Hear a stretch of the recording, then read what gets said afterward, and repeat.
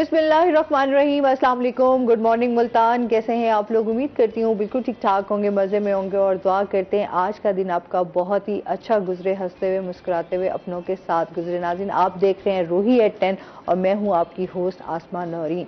जी नाज़रीन, कैसा जा रहा है आपका दिन? यकीनन आज के दिन भी बहुत सारे प्लान होंगे और उसके साथ ही आप चल रहे होंगे।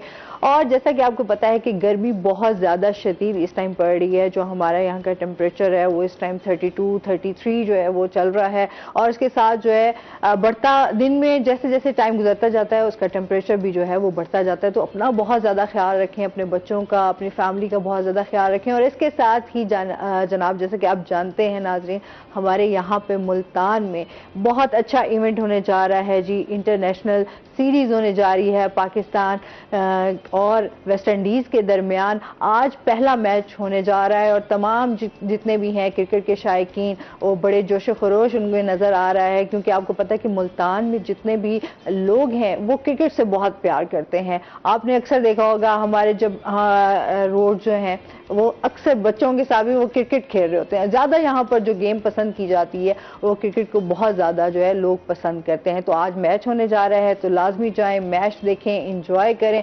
और इसी के साथ अपने प्रोग्राम का आगाज करते हैं। हमारे साथ कुछ गेस्ट मौजूद हैं, पहले उनका तारुफ करवा देती हूँ। आज हमारे साथ मौजूद हैं जी राना नदीम अंजुम साहब, जो कि डिविजनल स्पोर्ट्स ऑफिसर हैं। अस्सलाम वालेकुम, कैसे हैं आप? ठीक ठाक हैं? वेलकम करते हैं अपने शो में आपको। और इसके साथ ही जो हमारे दूसरे गेस्ट हैं वो हैं जी नूरुल अमीन खाकवानी साहब, जो कि ट्रेडिशनल क्राफ्ट एक्सपर्ट हैं। अस्सलाम वालेकुम, कैसे हैं आप? ठीक ठाक हैं? वेलकम करते हैं अपने शो में आपको। आज इनसे जनाब मैच के हवाले से भी बात करेंगे और इसके साथ साथ जो है हम लोग आज हैंडीक्राफ्ट्स पे बात करेंगे कि किस तरह उनको फ़रोग दिया जा सकता है, क्या क्या प्रॉब्लम्स हैं उनको किस तरह सॉर्ट आउट किया जा सकता है। और इसके साथ ही नाजरीन, आज जो मैंने बड़ा ही खूबसूरत ड्रेस पहना हुआ है ये है जी रीत रंग एलवाइस का। आप उनकी बुटीक पर जा सकते हैं, हमेशा बताती हूँ और आज भी बताने जा रही हूँ कि मिकाइल प्लाजा में उनकी बुटीक है। बड़ी अच्छी उनकी समर कलेक्शन आई हुई है, तो लाजमी विजिट करें और अपने लिए अच्छे अच्छे ड्रेसेस सेलेक्ट करें। और इसके साथ ही इनसे बातचीत का सिलसिला भी जारी रहेगा, लेकिन चलते हैं पहले अपने सेगमेंट की तरफ। आज नेकी की बात। नहमदुहु व नसल्ली अला रसूलिहिल करीम, अम्मा बाद। मेरे दोस्तों, बुजुर्गों, भाइयों, आज का मेरा पैगाम ये है, रसूल अकरम सल्लल्लाहु अलैहि व आलिहि वसल्लम के शहर की ताज़ीम करना। अल्लाह के नबी सल्लल्लाहु अलैहि वसल्लम के शहर की और आपके मदीना की, आपकी मस्जिद नबी की ताज़ीम को मलहूज़ खातिर रखना, ये मोमिन होने की अलामत है, मोमिन होने की अलामत है। अफसोस से कहना पड़ता है, जब हम रसूल अकरम सल्लल्लाहु अलैहि व आलिहि वसल्लम को सलाम के लिए, सलाम करने के लिए जब हम हाजिर होते हैं, अल्लाह अकबर, एक हाथ में हमारे जूते होते हैं, दूसरे में मोबाइल होता है। ये आदाब मदीना के ख़िलाफ़ है, ये आदाब मदीना के ख़िलाफ़ है। खुदा की कसम, रसूलुल्लाह सल्लम की शफ़क़त पे क़ुरबान जाएं, फिर भी वो बर्दाश्त कर लेते हैं। इसलिए आज का पैगाम ये है, अब लोग हज पे भी जाना चाह रहे हैं, देखना सरज़मीन मदीना के अदब को मलहूज़ खातिर रखना, जहाँ फ़रिश्ते भी आते हैं तो अपने परों की हरकत को ख़त्म करके आते हैं। अल्लाह हमें मदीना की कदर करने की तौफ़ीक़ अता फ़रमाए। व आखिर दावाना अनिल हम्दुलिल्लाहि रब्बिल आलमीन। आमीन सुमा आमीन। बहुत हमेशा जो है ना हमें मजहबी स्कॉलर्स जो हैं वो अच्छी अच्छी बातें बताते हैं ताकि हम उनसे कुछ सीख सकें। अच्छा जी, मैच के हवाले से बात करते हैं सर। इंटरनेशनल मैच होने जा रहा है आज, इतने अरसे बाद, वो भी मुल्तान में। मुल्तान के लिए तो एक बड़ी फख्र की बात है। क्या कहना चाहेंगे सर आप? मुल्तान जो है हमेशा क्रिकेट के हवाले से बहुत ज़्यादा इसमें दिलचस्पी रही है लोगों की। और मुल्तान में बड़े बहुत अच्छे क्रिकेटर्स हैं, निज़ामुल हक हैं, शोएब मकसूद हैं, यामीन हैं यहाँ पे। तो जितना यहाँ पे क्रिकेट का क्रेज़ है उस हवाले से वाकई ये बड़ी खुशाइन बात है कि इतने अरसे बाद यहाँ पे मैचेस अरेंज हो रहे हैं। और लोगों का, मैं तो खुद देख रहा हूँ कि लोगों का इतना जोशो खरोश है और लोग टिकट्स के लिए, पासेस के लिए हमें भी उसको अप्रोच कर रहे हैं कि जी हमें किस तरीके से मिल जाए। तो ये मुल्तान के हवाले से बहुत अच्छी बात है। मुल्तान का वेन्यू बहुत अच्छा है, मुल्तान का क्राउड बहुत अच्छा है, लोग बहुत शौक रखते हैं। तो डेफिनेटली ये एक अच्छी सीरीज जो है वो होगी और मुल्तान के लोगों को एक अच्छे मैचेस जो हैं वो यहाँ पे देखने को मिलेंगे। तो सर इंतजामात के हवाले से भी जानना चाहेंगे, क्या क्या इंतजामात किए गए हैं? आज पहला मैच होने जा रहा है। इन मैचेस को ओवरऑल तो कंडक्ट पाकिस्तान क्रिकेट बोर्ड करवा रहा है जी। और ये वेन्यू जो है ये अल्हम्दुलिल्लाह मैंने तकरीबन पाकिस्तान के सारे वेन्यूज देखे हैं। तो मुल्तान का जो क्रिकेट स्टेडियम है एक state of the art stadium है, बहुत खूबसूरत स्टेडियम है। तो उस हवाले से जो मेन अरेंजमेंट्स हैं वो तो पीसीबी ने खुद किए हैं, लेकिन उसके अलावा जो हमारी डिविजनल एडमिनिस्ट्रेशन है, डिस्ट्रिक्ट एडमिनिस्ट्रेशन है, वो पूरी इन्वॉल्व रही है, एजेंसीज इसमें इन्वॉल्व, चूँकि इस वक्त जो वेस्ट इंडीज़ की टीम है उसको एक स्टेट गेस्ट के तौर पर इनको यहाँ पे स्टेटस दिया गया। तो उस हवाले से अरेंजमेंट्स जो हैं वो अल्हम्दुलिल्लाह जो मैंने देखे हैं वो बहुत अच्छे हैं। अगर आप इसको सिक्योरिटी अरेंजमेंट्स के हवाले से देख लें, वो हमारी जितनी इंतजामिया सारी इसमें इन्वॉल्व है, पुलिस है, रेंजर्स हैं या आर्मी के लोग हैं, वो सारे इसको टेकअप किया हुआ है ताकि एक अच्छे एनवायरनमेंट के अंदर जो है, इसी तरह हमारे जो बाकी इदारे हैं जो सॉलिड वेस्ट मैनेजमेंट है, सफाई के हवाले से सिक्योरिटी प्लान है, ट्रैफिक प्लान है, ये तमाम प्लान जो है हमारे जितने जितने इदारे कर रहे हैं। और हमारी जो डिविजनल एडमिनिस्ट्रेशन है, कमिश्नर साहब खुद इसको देख रहे हैं, डिप्टी कमिश्नर साहब खुद इसको देख रहे हैं। तो हद तक पूरी कोशिश हो रही है कि हर हवाले से जो है ना फूड प्रूफ जो है वो अरेंजमेंट्स हुए। बाकी हम देख रहे हैं माशाल्लाह से हमारे मुल्तान में एकदम सिक्योरिटी के हवाले से तो कोई भी इस तरह का नजर नहीं आ रहा, फुल सिक्योरिटी है जी। बिल्कुल इंतजाम जो है वो काफी अच्छे किए गए हैं। सर आपके क्या हालचाल हैं, क्या चल रहा है आजकल? जाहिर है मैं सबसे पहले राना साहब को भी आपको भी मुबारक दूंगा कि इतना बड़ा इवेंट मुल्तान में होने जा रहा है। बिल्कुल जी, मुल्तान आया है अल्हम्दुलिल्लाह। और हम लोग वाइटल हैं, वनरेबल हैं, एनर्जेटिक हैं इस गेम के लिए। मुल्तान के लोग हमेशा एनर्जेटिक रहते हैं इस मामले में, क्योंकि क्रिकेट के बहुत ज्यादा शौकीन है। जी आप भी शौकीन हैं? जाहिर है सन ऑफ सॉइल के होते हुए तो हमें तो बहुत बड़ा ये इवेंट लग रहा है कि हमारा मुल्तान इतना वाइब्रेंट हुआ है इस मौके के ऊपर।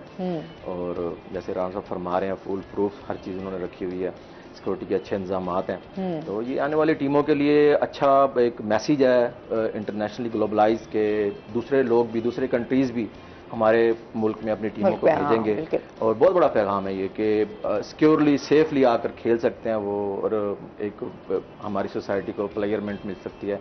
कामनेस का सबसे बड़ा आंसर इसमें मौजूद है कि सोसाइटी पीस में आती है, काम में आती है, अमन में आती है। स्पोर्ट्स और जो हम लोग हेरिटेज को लेकर चल रहे हैं, अपने आर्ट को लेकर चल रहे हैं, हमारा मुल्तान आर्ट के हवाले से बहुत ज्यादा रिच है। और जितनी भी हमारी आर्ट की हमारे पास आर्टिजन है या आर्ट की सिनफें हमारे पास मौजूद हैं, वो सारी ही इसी तरफ इंसान को लेके जाती हैं कि उसके अंदर अमन आए, पीस आए, हारमोनी हो। आर्ट हमेशा मोहब्बत और प्यार का पैगाम पहुंचाता है। आप अगर हम पेंटिंग्स को देखें तो हमेशा जो पेंटिंग कर रहा होता है वो अपनी बहुत सारी फीलिंग्स, आपकी चीजें, आपके मुल्क से रिलेटेड आपकी हर चीज बयान कर रही होती है वो पेंटिंग। ऐसे ही एक्चुअली आर्ट का जो नकाश है ना वो सोल से होता है। जब मैं समझता हूँ कि आर्टिस्ट का ब्रश वर्किंग में होता है ना, उसका सांस रुका होता है। बिल्कुल ऐसे ही है। और जब सांस चलता है तो ब्रश रुकता है। तो इससे यह है कि वो अपने एक्सट्रैक्ट निकालता है, अपनी सोल से, अपनी रूह से एक्सट्रैक्ट निकाल कर कोई आर्ट का फनपारा तैयार करता है।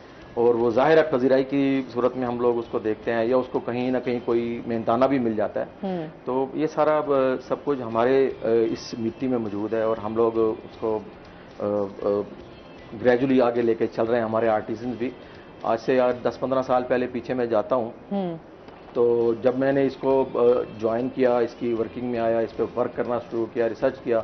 जीन्स आपको पता है ना, वो इनहेरिटेड इंसान में विरासती कुछ जरासीम होते हैं। बिल्कुल ऐसे ही है। वो थे अंदर। तो कुछ आर्टिस्टों से जुड़ना, मिलना, बैठना, फिर रिसर्च। तो उसमें ये हुआ कि हमारा जो एक ट्रेडिशनल आर्ट था जिसमें नक्काशी, काशी हो गई, साजी हो गई, खुस्सा बाफी हो गई, कलीन बाफी हो गई, बहुत से ऐसे आर्ट जो खत्म होते जा रहे थे। आर्टिजन डिसहार्ट होते जा रहे थे। आर्टिजन के पास खाने को घर में नहीं था, ये हालात थे। बिल्कुल उसकी वजह उसका आर्ट वर्क का नकाश नहीं था, उसको पजीराई नहीं थी, शहर में नहीं थी, अपने मुल्क में नहीं थी, मुल्क से बाहर नहीं थी। तो उसके लिए काफ़ी फोकस किया अल्हम्दुलिल्लाह से, और काफ़ी आर्टिस्टों को वापस लाए उनके काम की तरफ। और जो बेचारे जिनके बच्चों के पास तालीम के जेवर नहीं था और वो पढ़ाई छोड़ रहे थे, बेचारे मजदूरियों की तरफ जा रहे थे, अपना ट्रेडिशनल अपना खानदानी काम फोर फादर्स का काम था, कई जनरेशन से उनमें आ रहा, तो उसके लिए हुकूमती सतह पर भी पजीराई होनी चाहिए, शहर की इंतजामिया बड़ा जरूरी है जी ये अपने आर्ट को जिंदा रखना हमारे लिए इस टाइम। अच्छा, जिस तरह अभी हम आर्ट की बात करें तो आर्ट, जिस तरह आपने बात की कि कालीन साजी का एक बड़ा काम होता था, बड़े लोग यहाँ पे पसंद करते थे, बहुत पुराना एक कदीमी यहाँ पे काम हो रहा था। अच्छा, इंटरनेशनली पे भी लोग बड़ा उसको लाइक करते थे, यहाँ से चीजें जो है वो जाती थी। अभी कालीन साजी वालों के भी बहुत ज्यादा मसाइल देखने में आ रहे हैं कि ऐसा लगता है कि बहुत कम लोग रह गए हैं जो आप हाथ से जो है वो कालीन बनाते थे, अब तो मशीनरी बहुत ज्यादा। हाथ में देखें, हाथ का जो काम है वो हाथ से ही निकलता है, हाथ समझ आता है, उसकी खूबसूरती ही अलग होती है। ऐसे ही है। अब वो हाथ के कालीन रिड्यूस हो गए, पहले तो बहुत बड़े बड़े बनते थे पूरे कमरों के लिए, बिल्कुल, तो अब जो छोटे पीस बनते हैं फनपारे, टाइम कंज्यूमिंग है, हेल्थ कंज्यूमिंग है, उनकी हेल्थ जो है ना रिस्क पे होती है, जितने भी ये कालीन बाफी का काम करते हैं। तो बाहर की दुनिया में जहां हमें अफगानिस्तान और ईरान नजर आता है, इस वक्त उनके कालीन पूरी दुनिया में फेमस हैं, तो वो छोटे छोटे बच्चों से लेबर लेते हैं, तो वो बच्चे इतनी एज के नहीं जाते, वो इतनी उम्र में नहीं जाते, क्योंकि वो कई बीमारियों का शिकार हो जाते हैं।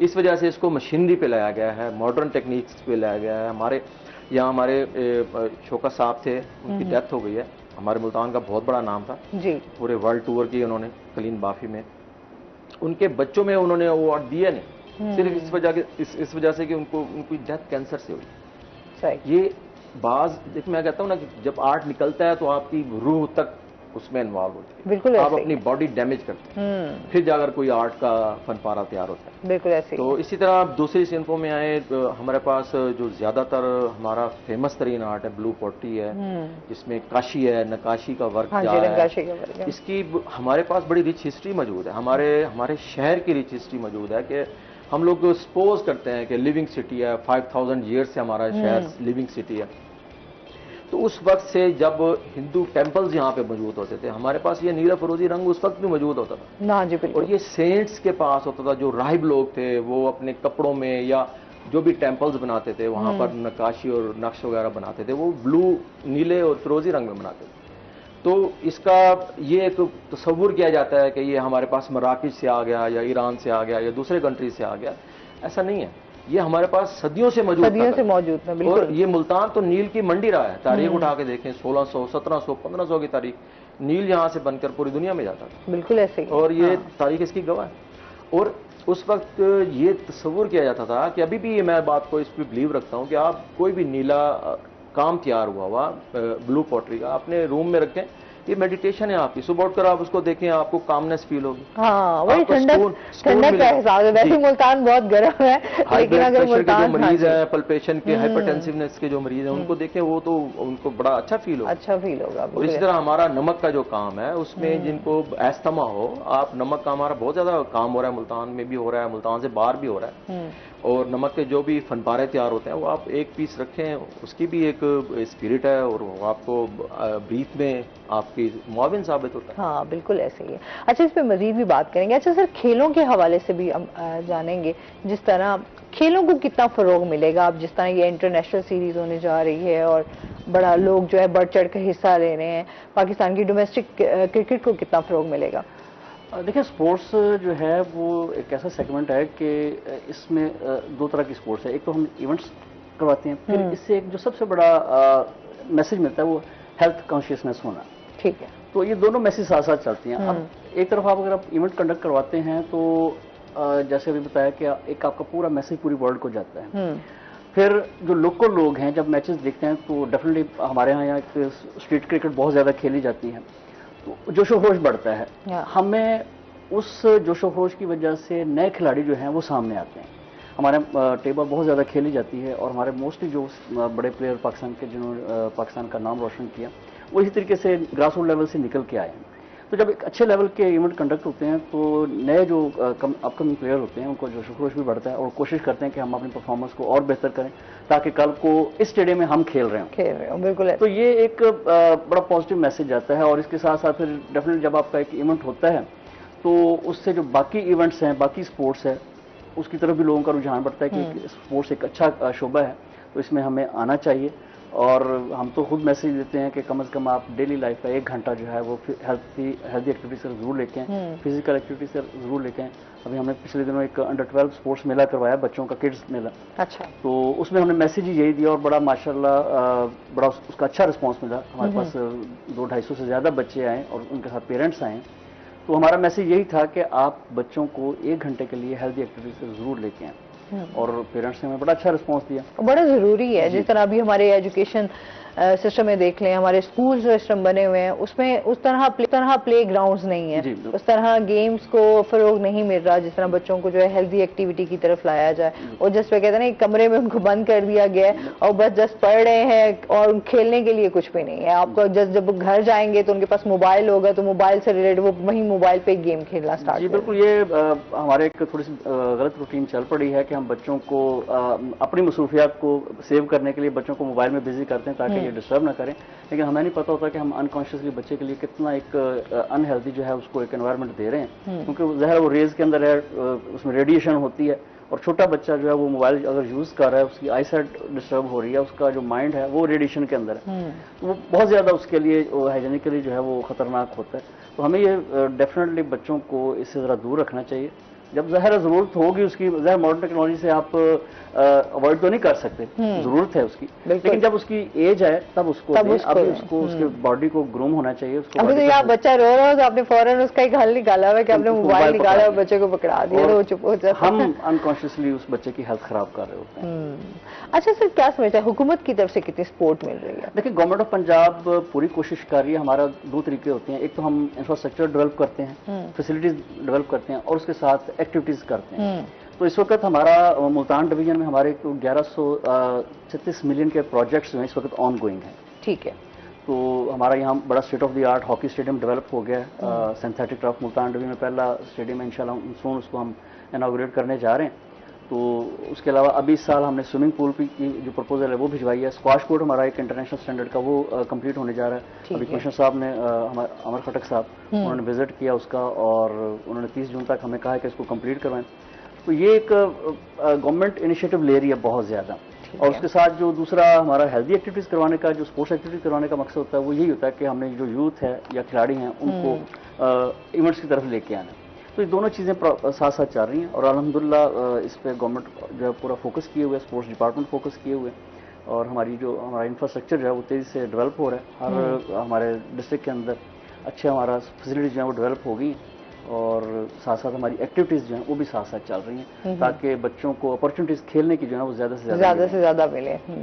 तो जिस तरह अभी बच्चों की छुट्टियां हो गई हैं, तो कोई कैंप वगैरह भी लगा रहे हैं? अभी तो जी फौरी तौर पे हमारा ये कल, बल्कि मैं इंटर डिस्ट्रिक्ट अंडर 17 जो है टेबल टेनिस चैंपियनशिप करवा रहा हूँ, और यहाँ से हम मुल्तान डिवीजन की जो बेस्ट टीम है वो सिलेक्ट करके 12 जून से मरी में टेबल टेनिस चैंपियनशिप हो रही है इंटर डिवीजन, उसमें लेके जा रहे हैं बच्चों को। उसमें हमारी मेल और फीमेल दोनों टीमें जा रही हैं। उसके बाद हमारा अगला प्लान जो है वो इंशाल्लाह ये जैसे गर्मी की छुट्टियों में है, तो उसमें हम काफ़ी सारे हमारे जो प्रोग्राम हैं स्पोर्ट्स के, और हम फोकस कर रहे हैं जो अंडर 17 बच्चे हैं उनके ऊपर। उनके प्रोग्राम जो है वो सारे हम हमारे पाइपलाइन में इंशाल्लाह वो हम प्रोग्राम जो है वो कैंप्स भी लगाएंगे और साथ साथ एक्टिविटीज भी होंगी। सही। अच्छा सर, आपसे भी जानना चाहूंगी गवर्नमेंट की तरफ से कितना सपोर्ट किया जा रहा है? मैं ये समझता हूँ कि बहुत ज़्यादा सफिशिएंट नहीं है, मगर गवर्नमेंट इतनी नाइव नहीं है काम में। उन्होंने टेवटा के साथ मिलकर यहाँ पर मुल्तान ब्लू स्पोर्टिव इंस्टीट्यूट उन्होंने बनाया हुआ मुल्तान में और वो काफ़ी अरसे से माशाल्लाह ट्रेनिंग भी कर रहा है बच्चों की, जिसमें काशी के हवाले से और नकाशी के हवाले से काफ़ी बच्चे ट्रेन भी हुए हैं। तो गवर्नमेंट तो बिल्कुल आंख बंद करके नहीं बैठी हुई, लेकिन इसमें यह है कि जब एक बच्चा तैयार हो जाता है एक फ़न के लिए, तो उसको आगे सोसाइटी में डिलीवर भी करना, बिल्कुल। तो उसको डिलीवर करने के लिए वहाँ पर गवर्नमेंट को ज़रा फोकस करना चाहिए, उसकी प्रोजेक्शन होनी चाहिए, और उसको कोई ना कोई सपोर्टिव ऐसी चीज़ होनी चाहिए कि जहाँ वो अपनी प्रोडक्ट कोई बनाए और मज़ीद वो आगे उसमें एजुकेशन ले और मज़ीद आगे जाए, ना कि वो उस एफर्ट्स को ज़ाया कर दे जो गवर्नमेंट ने किए हैं, उस पर पैसा लगाया है, उसको रिहाइश दी है, ये सारा कुछ हो रहा है। तो उसके बाद वो बच्चा जब तैयार हो जाता है और वो प्रैक्टिकली किसी फन में आना चाहता है, तो उसके पास वसाइल नहीं होते। तो उसके ये सबसे बड़ा मसला है हमारा, वसाइल का ना होना। एक ये सेक्टर, दूसरा जो ऑलरेडी वर्किंग में है आर्टिस्ट, जो वर्क कर रहे हैं हमारे लिए, हमारी नुमाइंदगी कर रहे हैं पूरी दुनिया में आर्ट के हवाले से, उनकी सरपरस्ती में भी थोड़ी सी कमी बेशी है। आर्ट काउंसिल को उन्होंने किया हुआ है कि वो कुछ उनको वजीफे वगैरह गवर्नमेंट पंजाब देती है साल में एक बार या 2 बार, लेकिन इट्स नॉट सफिशिएंट। ये नहीं है, उससे घर नहीं चलते। 10 बिल्कुल ऐसे ही है, मतलब आर्ट के लिए बड़ा। हाँ। और अगर उनको गवर्नमेंट अपनी ही सरपरस्ती में बाय कर ले उनसे, उनके फनपारों को जो उन्होंने अपने घर में जखीरा किया हुआ है बन के, एंड में उनके बच्चे उनको कह रहे होते हैं कि ये क्या आपने फजूल काम किया जिंदगी भर, हमारे लिए तो कुछ भी नहीं किया, कुछ भी नहीं। तो वो अगर बाय कर ले गवर्नमेंट, उनसे खरीद ले, उनके मेहनताना उनको देकर, वो आगे आर्ट गैलरियां बनाए, आर्ट गैलरियों में डिस्प्ले करे। इतने बड़े बड़े नाम पड़े हुए हैं पाकिस्तान पूरे में और यहाँ हमारे मुल्तान में बड़े बड़े नाम पड़े हुए हैं, उनके आर्ट क्रिएशंस को डिस्प्ले होना चाहिए। बिल्कुल, इस पे मजीद, हाँ जी बिल्कुल, इस पे मजीद हम बात करेंगे। नाज़रीन अभी हमने जाना है ब्रेक पे, हमारे साथ रहिएगा।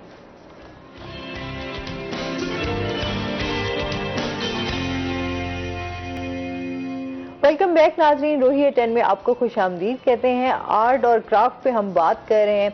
अच्छा सर, जिस तरह आर्टिस्टों के भी बड़े मसाइल हैं, अगर हम आर्टिस्टों के मसाइल पे जाएं तो वो लोग बेचारे, जब भी उनसे बात की गई है तो वो अपना दुख और अपनी चीज़ें जो बयान करते हैं वो भी बंदे की ना समझ से बाहर हो जाते हैं, क्योंकि पर वसाइल की कमी है कि किस तरह वो अपनी चीज़ों को आगे लेकर चलें। आप क्या कहना चाहेंगे? असल में तारीख में जो मैंने देखा ना, आर्टिस्टों को जब बादशाहों के दौर थे या मुगलिया दौर थे या नवाब सादिक का बहावलपुर के हवाले से मैं बात करूंगा, मैं लोकल बात करूंगा, इतने ऊपर नहीं जाऊंगा, वो लोग इनको वजीफे देते थे। जो भी आर्टिस्ट होता था या कोई शायर होता था, अदीब होता था या मौसीकी से रिलेटेड होता था, उसको वजीफे देते थे, बाकायदा उनकी सरपरस्ती करते थे, जिनमें उनके बच्चे भी पलते थे वो।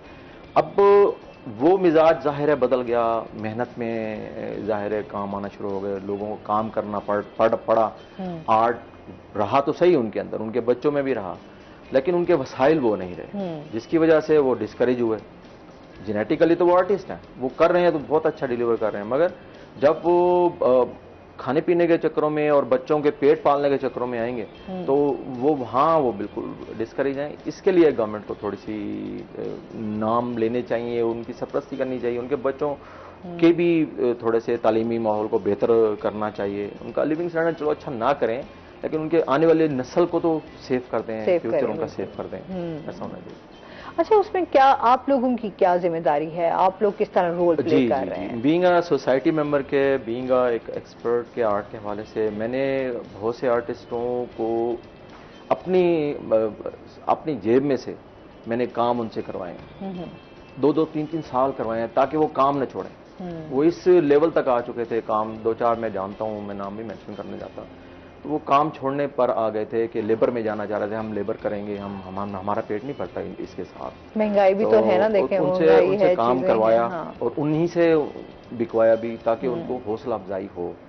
और ये हमारा जो सिविल सोसाइटी में भी मैं इन हूँ, अपने लोगों को मैंने ग्रुप रखे हुए हैं, हम लोग ऐसी एक्टिविटीज़ कर लेते हैं, थोड़ा बहुत उनको हम प्रमोट करें, साथ में उनका आर्ट वर्क भी बिके। और कई बार का एक्सपोजर हो तो हम जाते हैं कि उनका सामान वगैरह वहाँ भिजवा दिया जाए, उनके एग्जीबिशन करवा दिए जाएं, और उनको उनकी जो क्रॉसपेंडेंस होती है, जो भी इंटरनेशनली आसिका वगैरह करवाते हैं, तो उनके लिए भी एक्टिविटी हम कर लेते हैं। और वो जाते हैं वहाँ पर और 2 पैसे उनको मिलते हैं और खुश होकर आते हैं, पाकिस्तान का नाम रोशन होता है, अवार्ड पहले नंबर के मिलते हैं हमारे आर्टिस्टों को। जो जितने भी काम बहुत अच्छा है ना, ऐसा जितने भी एग्जीबिशन आप प्रीवियसली उठा के देखें, नेट पे पड़े हुए हैं, हमारे आर्टिस्टों को अवार्ड मिले, 2 बड़े अवार्ड, जो पहले अवार्ड होते थे वो हमारे और हमेशा यही नाम आता है कि जो चीज पाकिस्तान में तैयार होती है या लोग तैयार करते हैं, जो कलर्स के साथ खेलते हैं, वो कोई और नहीं खेल सकता। उनको बड़ी अच्छी थोड़ा सा मैं थोड़ी सी बात और ऐड करना चाहूँगा। हमारे पास आर्ट गैलरियों की शदीद कमी है, तो गवर्नमेंट को चाहिए कि वो आर्ट गैलरियाँ बनाए। आर्ट गैलरियों से ही सोसाइटी में पीस है। अब बच्चे घर में बैठे बैठे ना वो खेलों के मैदान में जाएं खेलने के लिए, तो वो आर्ट के लिए ज़रूर निकलेंगे, देखने के लिए बाहर निकलेंगे, उनकी रिफ्रेशमेंट होगी, जहन हिस्ट्री में जाएगा, पास्ट में आएगा, फ्यूचर में आएगा, तो इस तरह चेंजेस आएगी सोसाइटी में ना, एक पॉजिटिव चेंज आएगा। और पीस का एक कोई खास मैसेज जो है ना आर्ट के हवाले से जाता है। बिल्कुल। अच्छा सर, जिस तरह अभी सर भी बात कर रहे थे, वसाइल के हवाले से भी जानना चाहें, फैसिलिटीज आप लोगों की तरफ से दी जा रही हैं? मसाइल और वसाइल जो हैं ये दोनों साथ साथ चलते हैं। वसाइल तो नो डाउट इस वक्त जो हमारे मुल्क के हालात हैं, मुश्किलात हैं, लेकिन गवर्नमेंट का फोकस होता है कि हम हर शोबे को जो है वो प्रायोरिटाइज करके उसमें देखें। तो स्पोर्ट्स का शोबा पाकिस्तान में बहुत अच्छा है और गवर्नमेंट हमें तमाम कोशिश करती है सपोर्ट करने की। यहाँ पे हमारी जो डिवीजन एडमिनिस्ट्रेशन है मुल्तान के हवाले से स्पेशली हमारे जो कमिश्नर आमिर खटक साहब, यानी मैंने बहुत कम ब्यूरोक्रेट्स ऐसे देखे हैं जो खुद स्पोर्ट्स के कीन हों, वो खुद रेगुलर प्रैक्टिस भी करते हैं और हमारी हर फैसिलिटी को वो खुद जाके देखते हैं। तो हमें भी सारा डायरेक्शन देते हैं कि भी आपकी एक्टिविटीज़, और उनकी डायरेक्शन पे हम एक्टिविटीज़ करवा रहे हैं।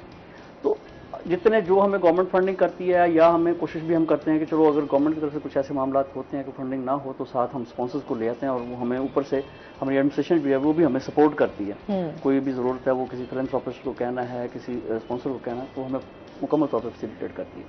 तो अल्टीमेट हमारा मकसद ये होता है कि किसी भी हालात के अंदर हमने जो खिलाड़ी हैं, जो बच्चे हैं, उनको हमने इन हेल्दी एक्टिविटी की तरफ लेके आना है, उनको अपॉर्चुनिटी देनी है ताकि मेंटली स्ट्रांग हो, फिजिकली स्ट्रांग हो। जब जो बच्चा जितनी देर वो स्पोर्ट्स में रहता है उधर बहुत सारी बुरी बातों से वो बचा रहता है। तो इसलिए हम पूरी कोशिश करते हैं कि जो हमारे इस वक्त हमारे पास जो वसाइल मौजूद हैं उसमें रहते हुए बच्चों को बेस्ट अपॉर्चुनिटी जो है वो दी जाए। तो इंशाल्लाह हमारी कोशिश भी होगी इंशाल्लाह आइंदा भी कि जो हमें फंडिंग होती है उसको हम उसका बेस्ट यूज़ करके बच्चों को एक्टिविटीज़ दें, उनके जो इंफ्रास्ट्रक्चर है उसको बेहतर करके, ताकि बच्चा एक अच्छे माहौल के अंदर जो है, पुरस्कून माहौल के अंदर जो है वो अपनी एक्टिविटीज कर सके। अच्छा, जिस तरह हमारे यहाँ टैलेंट की कोई कमी नहीं है, माशाल्लाह बहुत टैलेंटेड लोग पड़े हुए हैं, तो यंग जितनी भी जनरेशन अब आ रही है उनको किस तरह आप लेके चल रहे हैं, उनको किस तरह प्रमोट कर रहे हैं? देखिए, जब हम बच्चों को कोई अपॉर्चुनिटी देते हैं ना तो उसमें से टैलेंट हंटिंग हो जाती है। जो अच्छा खिलाड़ी है, जो जिसके अंदर हमें नजर आ जाता है कि ये बच्चा जो है ये अच्छा खेल सकता है, ग्रूम कर सकता है, तो उसको हम, हमारे कोचेज हैं, हमारे पास क्वालिफाइड कोचेज होते हैं, उनके थ्रू हम उनको आइडेंटिफाई कर लेते हैं और फिर उनको बच्चों को हम बाकायदा कैंप्स के जरिए या उनको मजीद एक्टिविटीज़ देके उनको ग्रूम करते रहते हैं। और इस वक्त भी आप देख रहे हैं कि मोस्टली टीम्स में ऐसे प्लेयर हैं जो ग्रास रूट लेवल से ही किसी न किसी लेवल पे खेल के, कोई अंडर 17 खेले हैं, कोई अंडर 18 खेले हैं और वहाँ से उनको अपॉर्चुनिटी मिलती है। अभी हमारे मुल्तान का बच्चा जो है वो अभी 5 साइड पाकिस्तान की टीम हुई, उसमें पहली दफ़ा मुल्तान का बच्चा है वो कलर उसका सिलेक्शन हुई, वो हमारे पास खेलता रहा साना में। उसके अलावा भी बिहाड़ी से बच्चे हमारे सिलेक्ट हुए हैं। तो नेचुरल टैलेंट होता है, लेकिन एक्चुअल जो हम लोग बैठे हुए हैं स्टेक होल्डर्स, हमारा ये ड्यूटी भी होती है और हम करते भी हैं कोशिश कि हम उस टैलेंट को आइडेंटिफाई करके उसको बाकायदा अच्छा मौका दें। और उसके लिए जो फिर इसी तरह हमारा जो ऊपर के लेवल पे डिपार्टमेंट्स हैं, डायरेक्टरेट है, स्पोर्ट्स बोर्ड पंजाब है, ये भी पूरी कोशिश करता है कि बच्चे को हम उनका रेगुलर जो है, जो क्वालिफाइड कोचेज हैं, उनके कैंप्स लगा के तो उन बच्चों को और ग्रूम किया जाए ताकि वो फिर पाकिस्तान टीम को रिप्रेजेंट कर सकें। अच्छा, हमारे यहाँ कोचेस की कमी है, उसके हवाले से आप क्या कहना चाहेंगे? प्रोफेशनल कोचेस, बिल्कुल वो प्रोफेशनल कोचेस का इशू है, लेकिन अल्हम्दुलिल्लाह मेरे पास इस वक्त 6 कोचेस हैं। ठीक है। और मैं अब ये जुलाई से हम प्लान कर रहे हैं कि बाकायदा उनके हम रेगुलर बेस पे, डेली बेस पे हम कैंप्स लगा रहे हैं। मेरे पास जिम्नास्टिक का कोच है, इसका फुटबॉल का कोच है, कबड्डी का कोच है, क्रिकेट का कोच है और बास्केटबॉल लेडी कोच है। तो हम ये जुलाई से हम फ्री कैंप्स बच्चों के अंडर 16 रेगुलर बेस पे लगा रहे हैं। ठीक है। तो उसमें हम अभी जो हमने इन्वाइट करवाया उसके थ्रू मैसेज भी दिया कि आप ज़ाहिर छुट्टियाँ भी हैं तो बच्चों को हमारे पास लेके आए, हाँ। और हमारे कोचेज जो हैं वो उनको ट्रेनिंग देंगे। फिर यहीं से हम बच्चे सेलेक्ट करके फिर जो हमारे हाई लेवल के कैंप्स लगते हैं तो बच्चे वहाँ पे चले जाते हैं, वहाँ मजीद क्वालिफाइड कोचेज जो हैं वो अवेलेबल होते हैं। तो ये एक चेन बनी हुई है जो बच्चों को हाई परफॉर्मेंस की तरफ ले जाती है। अच्छा, ये बड़ा जरूरी है हमारे बच्चों के लिए, स्पेशली जब तक उनकी हौसला अफजाई नहीं होगी, जब तक उनको आप बाहर नहीं लेकर आएंगे, हमारे स्टेडियम्स जो हैं वो आबाद नहीं होंगे, तो तब तक हम तरक्की नहीं कर सकते, क्योंकि हमारे सेहत के मसाइल ही बहुत ज्यादा हैं। हम उन्हीं से ही फाइट करते रहते हैं। मैंने पहले अर्ज किया ना कि हम यहाँ सबसे बड़ा एक इशू यही है कि हम हेल्थ कॉन्शियस नहीं है। हमें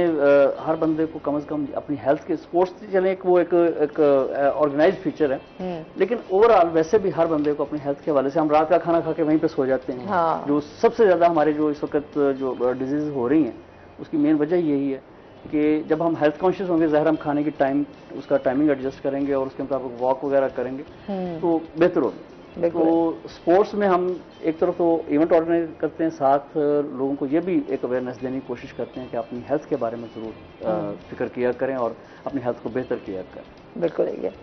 अच्छा सर, जिस तरह आर्ट की हम बात कर रहे हैं तो आर्ट के हवाले से भी जानना चाहेंगे। यहाँ पर जितने माशाल्लाह ना, कुछ अभी मैंने जिस तरह इंटरव्यूज भी लिए तो हमेशा आर्टिस्टों को ये होता है कि हम लोगों के जो टीचर्स होते हैं वो हमें उस तरीके से जो है, जो इल्म है वो हम तक नहीं पहुंचाते। जो अपना एक वो कहते हैं ना, उनके पास एक हुनर है तो तो वो चाहिए कि आप अपने स्टूडेंट्स में, अपने शागिर्दों में भी पहुंचाएं ताकि आपका इल्म जो है वो आगे बढ़ सके। लेकिन टीचर्स जो है वो इस तरह नहीं चाहते और वो थोड़ा अवॉइड करते हैं कि नहीं आपको कुछ नहीं आता या आप नहीं कर सकते, इस तरह हौसला अफजाई नहीं करते। क्या कहना चाहेंगे इस बारे में? इस तरह भी बच्चे बड़े डिसहार्ट हो जाते हैं और वो आर्ट की तरफ फिर नहीं आते। मैं समझता हूँ इस बात को, कोई भी तालीम हो, चाहे आर्ट के ऊपर भी हो, आप बच्चे को बकअप करेंगे तो वो आगे जाएगा, चाहे वो नालायकी कैसा हो या इतना इंटेलिजेंट ना हो।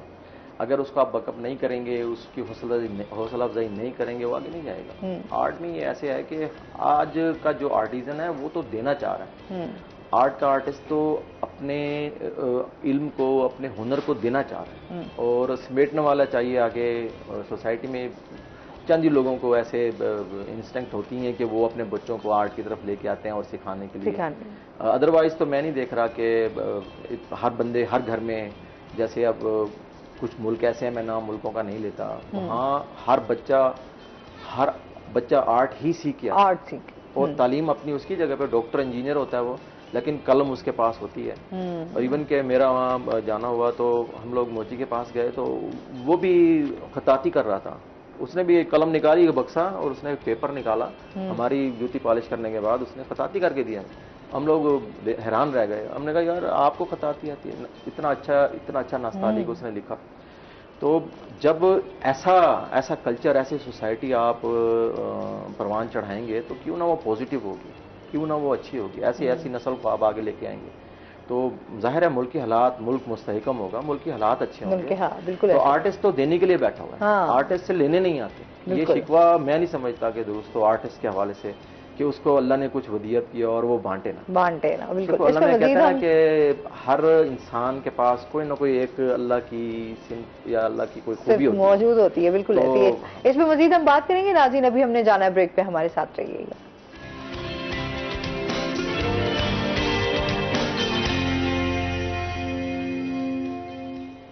वेलकम बैक नाजरीन, रोही 10 में आपको खुश आमदीद कहते हैं। अच्छा सर, जिस तरह बात कर रहे थे यहाँ के जो हम अपनी सकाफत की बात करें तो माशाल्लाह बहुत ज्यादा, लेकिन सकाफत से भी लोग जो है ना, वो जिस तरह आपने बात की थी, लोग अभी बड़ा दूर होते जा रहे हैं दूसरों की। अब हम इंटरनेशनल, जैसे आपका बाहर जाना हुआ, आप बाहर के आर्ट में और यहाँ के आर्ट में क्या फर्क देखते हैं? ये भी थोड़ा सा हमारे नाज़रीन को बताएं। पिछली बात से थोड़ी सी जोड़ूंगा, वो थोड़ा लैप रह जाएगा बीच में। वो जो नीले फिरोजी की मैं हिस्ट्री से बात जोड़ रहा था, तो हमारे पास जो लिविंग हिस्ट्री में जो अरब्स आए हमारे पास, उनकी रिसर्च में, उनकी बुक्स में तारीख की आज भी मौजूद है। मुल्तान के हवाले से वो नीले रंग को ही कोट करते हैं अपने अरबिक में। अच्छा, ये तो हो गया हवाला। उसके बाद हमारा जो ट्रेडिशनल आर्ट नक्काशी का मौजूद है मुल्तान में खास तौर पे, जिस भी कंट्री में, अभी आपकी जो बात है उसका आंसर है ये, जिस भी कंट्री में नक्काशी या काशी का आर्ट मौजूद है वो उसकी लोकल इंस्पिरेशन से है कि वहाँ पर जितने फूल पौधे और उसके जो मदारिज हैं और उसके जानवर परिंदे और उसके बागात और उसके वास गमले वगैरह, ये हर कंट्री का अलग-अलग है। जैसे पाकिस्तान में हमारे पास जितने असाज़ा कराम पिछले गुजरे हैं, उन्होंने एक्सरसाइजें जो छोड़ी नक्काशी और काशी के हवाले से, उसमें हमारा जो उनकी इंस्पिरेशन लोकल चीज़ें थी। उसमें हमारे यहाँ के कॉटन फ्लावर, उसके जो डस्ट होने तक के जो कॉटन फ्लावर फूल फटता है, उसकी 120 उसके स्टेजेस हैं। वो 20 से लेकर उसकी वो स्केचेस बनाते रहे, और जो उसका दर्जा निकलने का, फूटने का, उसके बाद पौधा बनने का, पौधे से टहनी और फिर कोंपले निकलने का, कोंपले से फिर फूल निकलने का, फूल का फिर फट जाने का, वो सारी वो आर्ट में मौजूद है। उन्होंने अपनी एक्सरसाइजों में छोड़ा हुआ है शागिर्दों के लिए। ऐसे ही गिलहरियां, हमारे मुल्तान की गिलहरी, स्पेशल गिलहरी ग्रे कलर की, वो आर्ट में मौजूद है। आम मौजूद है, अनार मौजूद है, अमरूद मौजूद है हमारे खित्ते का, हमारे आर्ट की एक्सरसाइजों में मौजूद है, काशी नक्काशी में। तो ये नहीं कहा जा सकता कि हमारा जो लोकल ट्रेडिशन आर्ट है, जो काशी या नक्काशी की सूरत में, वो बाहर से आया है। वो तो यहीं की इंस्पिरेशन से है। हमारी जितनी एक्सरसाइजें हैं या जितना भी काम हुआ हुआ है, भावलपुर में हुआ हुआ है या मुल्तान में हुआ हुआ है असाज़ा कराम का, वो सारा का सारा यहीं से इंस्पायर्ड होकर। हमारे किले पे देखें कितना खूबसूरत माशाल्लाह काम हुआ है। जो हमारे होदिल का पौधा होता है, उसके लीलन के फूल होते हैं, वो भी यहाँ का ही सारा आर्ट है, वो लाहौर तक गया है। अच्छा, आप तुर्की में भी देखें तो उन्होंने हमारी इन्हीं चीजों को देखते हुए फिर उन्होंने चंद कलर अपने ऐड करके और उसके बाद उन्होंने उसके ऊपर काम किया। लेकिन उनके लोकली जो पौधे फूल हैं वो उनका अपना आर्ट है। हाँ, ऐसे ईरानियों का मुर्ग है, वो मुर्ग पोर्ट्रेट करते हैं अपनी काशी नकाशी। वही कह रहे हैं ना, चंद चीजें उन्होंने अपनी ऐड करके और उसको जो है ब्लू भी कलर उन्होंने हमारे साथ रखा। बिल्कुल ऐसा ही है। अच्छा, यहाँ से फिर ऊंट की खाल के जो लैंप तैयार किए जाते हैं, अभी उसमें भी काफी कमी आ गई है और उस पे काम नहीं हो रहा। यहाँ से लोग बहुत ज्यादा, बाहर के लोग जो है वो बहुत ज्यादा पसंद करते थे। जी, ऊंट का बायर नहीं है। ऊंट जितनी भी अरब वर्ल्ड है, ज़ाहिर है, आप दुबई आर्ट का हब बन चुका है पूरी दुनिया के लिए। हमारा आर्टिस्ट बहुत ज्यादा वहाँ पर अपना माल वगैरह बेच के आते हैं, आर्टिस्ट वगैरह, या यहाँ से कोई बायर्स लेके जाते हैं, वहाँ बेचते हैं। तो वहाँ उन्होंने ना कैमल स्किन के ऊपर ना, कैमल के ऊपर खास तौर पर उन्होंने बैन लगाया हुआ है, भाई इसकी स्किन पे काम नहीं करना। और इवन दुबई में आप कैमल को रोड पे जा रहे हो, हिट कर दें तो काफी जुर्माना है। तो यहाँ पर कैमल स्किन का काम हो रहा है, लेकिन वो इस तरह से हो रहा है कि अब उन्होंने उसको बफेलो, काओ, गॉट स्किन पे काम करना शुरू कर दिया, लेकिन स्किन नहीं छोड़ी। वो उसमें कोई रेजन नहीं यूज कर रहे, उसमें कोई केमिकल नहीं यूज कर रहे इस किस्म का। जैसे चाइना से माल आ रहा है, ग्लोब्स बन के आ रहे हैं, तो उसमें वो फाइबर ग्लास के हैं, डिफरेंट टेक्सचर्स के हैं, लेकिन बाहर से नजर वही आता है कि फाइबर ग्लास टाइप का, मगर वो होता नहीं है फाइबर ग्लास, वो स्किन होती है। हमारी स्किन नहीं चल रही। सही। अच्छा, जिस तरह अगर हम म्यूजियम की बात करें, हमारे यहाँ अब म्यूजियम जो है वो बड़े कम है। अगर लाहौर में देखें तो एक म्यूजियम है, लेकिन मुल्तान में नहीं है। वो भी तारीखी म्यूजियम है, अब तक कोई म्यूजियम नया बना ही नहीं, बिल्कुल, और ना ही किसी ने इस पे फोकस किया है। जबकि ये बहुत ही अहम चीज है। किसी भी सिविलाइज सोसाइटी में आप जाएंगे, सबसे पहले वो म्यूजियम को और हिस्ट्री को फोकस करते हैं, हेरिटेज को फोकस करते हैं। वो लोगों से मिलते हैं जिनके पास हेरिटेज मौजूद हो, उनसे वो बाय करते हैं, उसके बाद म्यूजियम ऑर्गेनाइज करते हैं, ताकि हमारी जो आने वाली जनरेशन है वो इससे एजुकेट हो सके, पता चल सके, इंस्पिरेशन ले सके कि हमारे आबा अजदाद, एंसेस्टर्स ऐसी ऐसी रवायात के, ऐसी ऐसी चीजों को इस्तेमाल करते थे।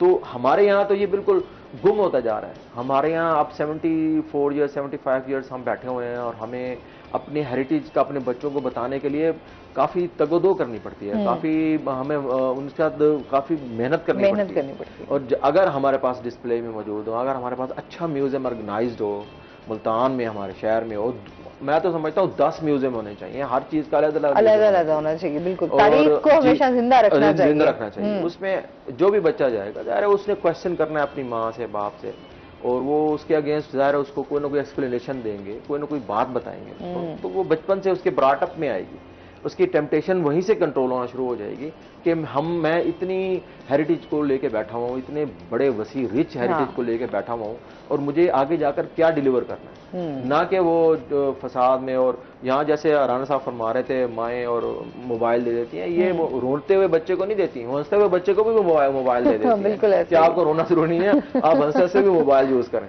ताकि मैं इजी रहूँ। नहीं, ये चीजें हमारी सकाफत को उजागर करना बड़ा इस टाइम बहुत जरूरी है, ताकि हमारी जितनी भी आने वाली यंग जनरेशन है उनको इन चीजों का पता होना चाहिए। अच्छा सर, आपसे जानना चाहूंगी, जो लोग ज्वाइन करना चाहते हैं, खेलों में हिस्सा लेना चाहते हैं, उनके बारे में आप क्या कहना चाहेंगे? देखिए, हमारी जितनी भी किस तरह हिस्सा ले सकते हैं? हमारी इंडोर फैसिलिटीज अवेलेबल हैं, ठीक है, और बड़े बहुत नॉमिनल चार्जेस पे मेंबरशिप आप ले सकते हैं। और वहाँ जाके हमारे पास बैडमिंटन की फैसिलिटी है, जिम की फैसिलिटी अवेलेबल है, टेबल टेनिस है, मार्शल आर्ट गेम के लिए हवाले से है, तो ये फैसिलिटी अवेलेबल हैं। और पूरे डिवीजन में हमारे इंडोर गेम्स के लिए जिम्नेजियम है, डेवलप भी हो रहे हैं, तो ज्वाइन कर सकते हैं उसमें, और आप रेगुलर बेस पे आके मेंबरशिप ले सकते हैं उसकी। उसके अलावा जो हमारे ओपन प्ले फील्ड्स हैं, वो तो फार हम चूँकि जनरल पब्लिक के लिए हमने उनको अवेल किया हुआ है, वहाँ मुख्तलिफ क्लब्स खेलते हैं, वहाँ के उनको क्लब्स को ज्वाइन कर सकते हैं। और अगर कोई उनको इसमें इशू आता है, हमारे ऑफिस, मैं तो 24 घंटे अवेलेबल होता हूँ, तो हमें बिल्कुल बताएं और हम उनके हवाले से जो भी उनको मैक्सिमम फैसिलिटीज दे सकते हैं वो हम उनको प्रोवाइड कर रहे हैं। क्योंकि हमारा गवर्नमेंट का फोकस है कि हमने स्पोर्ट्स को प्रमोट करना है और जनरल पब्लिक के लिए प्रमोट करना है। जितनी भी गवर्नमेंट की हमारी फैसिलिटीज बन रही हैं वो बेसिकली बनती ही जनरल पब्लिक के लिए हैं, ताकि लोग जो हैं वो अपना वहाँ पे स्पोर्ट्स एक्टिविटीज को आगे कर सकें। तो वो हमारी सारी फैसिलिटीज जो हैं वो जनरल पब्लिक के लिए अवेलेबल हैं। और उसमें हमारे पास हमने ट्रेनर भी रखे हुए हैं जो उनको गाइड भी करते हैं, हेल्प भी करते हैं। ठीक है, तो ये हमारी फैसिलिटी सबके लिए अवेलेबल है। अच्छा, पेरेंट्स का और बच्चों का रुझान कितना देखते हैं आप? बदकिस्मती से जो पिछला एरा गुजरा है उसमें एजुकेशन का एक प्रेशर इस किस्म का रहा है, और हमारा कोई एजुकेशन का सिस्टम ऐसा बन गया हुआ है कि बच्चा जो है वो उस बर्डन से निकल ही नहीं पा रहा। आप बच्चों के बैग्स देख लें, इतने हैवी हो गए हैं। हाँ। और स्कूल में रिजल्ट का प्रेशर इतना ज़्यादा हो गया है कि पेरेंट्स जो हैं वो अब इस तरफ लेके नहीं आ रहे। अब हम कोशिश कर रहे हैं, अभी जो मैंने अभी थोड़ा सा पहले अर्ज किया कि हम जो किड्स मेला करवाया है इसमें हमें बड़ा अच्छा रिस्पांस मिला है। यानी आप हैरान होंगे कि 5 साल से 12 साल तक हमारे पास बच्चों ने पार्टिसिपेट किया, और जितना जोश खरोश बच्चों में था उससे ज्यादा पेरेंट्स में था। तो ज़ाहिर जब ऐसी हम अपॉर्चुनिटीज क्रिएट करेंगे, लेकिन मैसेज डिलीवर करना था कि आप अपने बच्चों को जरूर ये टाइम ग्राउंड के अंदर लेके हैं, और ये पेरेंट्स के लिए भी बड़ा जरूरी है। लेकिन आप आज एक अच्छे बच्चे को एक अच्छी हेल्थ दे देंगे तो समझ लें कि आपने उसका एक फ्यूचर सेट कर दिया, फ्यूचर जनरेशन जो है वो सेट कर दिया। बिल्कुल डेफिनेटली जब बच्चा एक एक्टिविटी करेगा उसका तमाम बॉडी के सिस्टम जो है उसके अंदर इन्वॉल्व होंगे, उसका डाइजेस्टिव सिस्टम बेहतर होगा, उसका एक्सक्रीटरी सिस्टम बेहतर होगा, उसका रेस्पिरेटरी सिस्टम बेहतर होगा। तो ये सारे सिस्टम बॉडी के जब उसके एक्टिव होंगे तो डेफिनेटली उसकी हेल्थ जो है वो बेहतर होगी, बहुत बेहतर होगी। अच्छा, जैसे आजकल बच्चे कहते हैं ना डिप्रेशन, एंजाइटी, प्रेशर, आजकल ये अभी छोटे बच्चों में हम तो कहते हैं उसकी भी रीजन जो है ना वो यही है कि जो बच्चा मोबाइल पे वीडियो गेम्स खेल रहा है वो सारी गेम्स आप देख लें कि किलिंग वाली है, मार धाड़ वाली है, बिल्कुल ऐसे। तो जो बच्चा उससे अग्रेशन सीखता है और फिर डेफिनेटली ज़ाहिर उसकी अभी एज ऐसी होती है उसको जो अग्रेशन सीख के उसको इम्प्लीमेंट करना चाहता है उसको मौका नहीं मिलता, वो डिप्रेशन का शिकार होता है, एंग्जाइटी का शिकार होता है। तो स्पोर्ट्स एक ऐसी पॉजिटिव चीज है जहां उसको अपना अंदर का कैथारसिस करने का पूरा पूरा मौका मिलता है। बिल्कुल ऐसे उसमें वो बच्चा टॉलरेंस सीखता है, हारना सीखता है, जीतना सीखता है, ग्रुप में कैसे काम करना है वो सीखता है, इंडिविजुअली कैसे अपनी स्किल डेवलप करनी है वो सीखता है। तो ये सारी चीजें स्पोर्ट्स में उसको एक अच्छे एनवायरनमेंट के अंदर मिल जाती है। खेल और आर्ट ये दोनों जो है ना एक दूसरे के साथ बड़े जुड़े हुए हैं। ये खेल भी एक आर्ट है, खेल भी एक आर्ट है, बिल्कुल ऐसी। अच्छा जी, बहुत शुक्रिया, बहुत अच्छा लगा आप हमारे शो में आए सर, आपका शुक्रिया, बहुत अच्छा लगा। और इसके साथ ही नाज़रीन अभी हमने जाना है ब्रेक में, हमारे साथ रहिएगा। जब हम ब्रेक से वापस आएंगे तो हमारे साथ कुछ और गेस्ट मौजूद होंगे।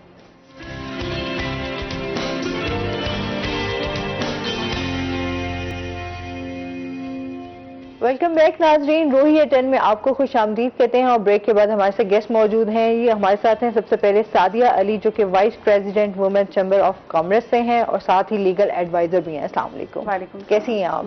ठीक ठाक हैं, वेलकम करते हैं अपने शो में आपको। थैंक यू सो मच, आपका बहुत बहुत शुक्रिया। Thank you. और इसके साथ ही जो हमारी दूसरी गेस्ट हैं वो हैं जी ईशा दिलावर जो कि ई कॉमर्स फ्रीलांसर हैं। अस्सलाम वालेकुम। कैसी हैं आप ईशा? ठीक ठाक हैं अल्हम्दुलिल्लाह। वेलकम करते हैं अपने शो में आपको। Thank you so much. आज इनसे बात करेंगे एक तो चैम्बर ऑफ कॉमर्स के हवाले से कि किस तरह हमारी जो घर बैठी खवातीन हैं वो जुड़ सकती हैं, बिजनेस कर सकती हैं, क्या क्या मसाइल हैं और किस तरह वो इससे फायदा ले सकती हैं। आज इस टॉपिक पे बात होगी। और साथ ही हमारे साथ ईशा हैं, तो ईशा से जानेंगे किस तरह घर बैठी खवातीन जो हैं ऑनलाइन कमाई कर सकती हैं, अर्न कर सकती हैं, इस हवाले से जानेंगे। और सबसे पहले तो मैम बताएं क्या हालचाल है, क्या हो रहा है आजकल? अल्हम्दुलिल्लाह ठीक ठाक।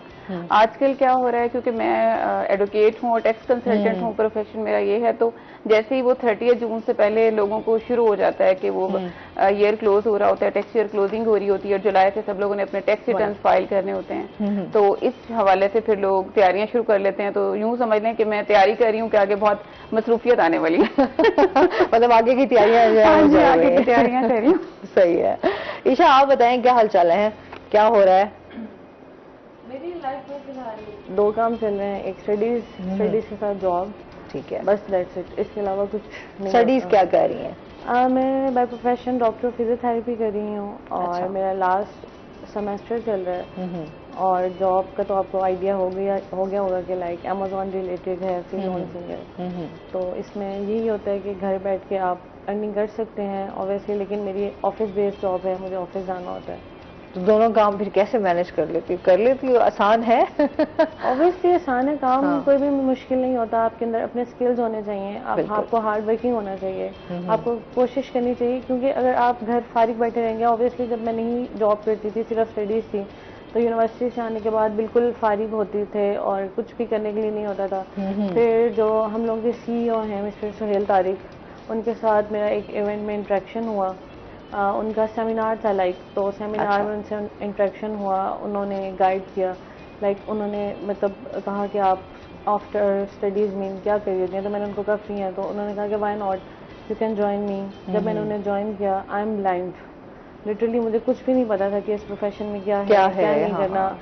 इवन आपको मैं रियलिटी बताऊं तो लैपटॉप भी सही तरह से ऑन करना नहीं आता था। तो उन्होंने A to Z सब कुछ बताया, सिखाया, और now I am the expert. ये 3 इयर्स की जर्नी है, और अब ऐसा लगता है कि अगर आप 3 साल पहले चले जाएं तो बिल्कुल ब्लैंक थे, और अब बहुत कुछ है जो हम लोगों ने इस 3 साल में सीखा है। चलें आपसे मजीद भी टिप्स जानेंगे। अच्छा, आप एज ए एडवोकेट आप कैसे चैम्बर ऑफ कॉमर्स में आई? काफ़ी इंटरेस्टिंग क्वेश्चन है।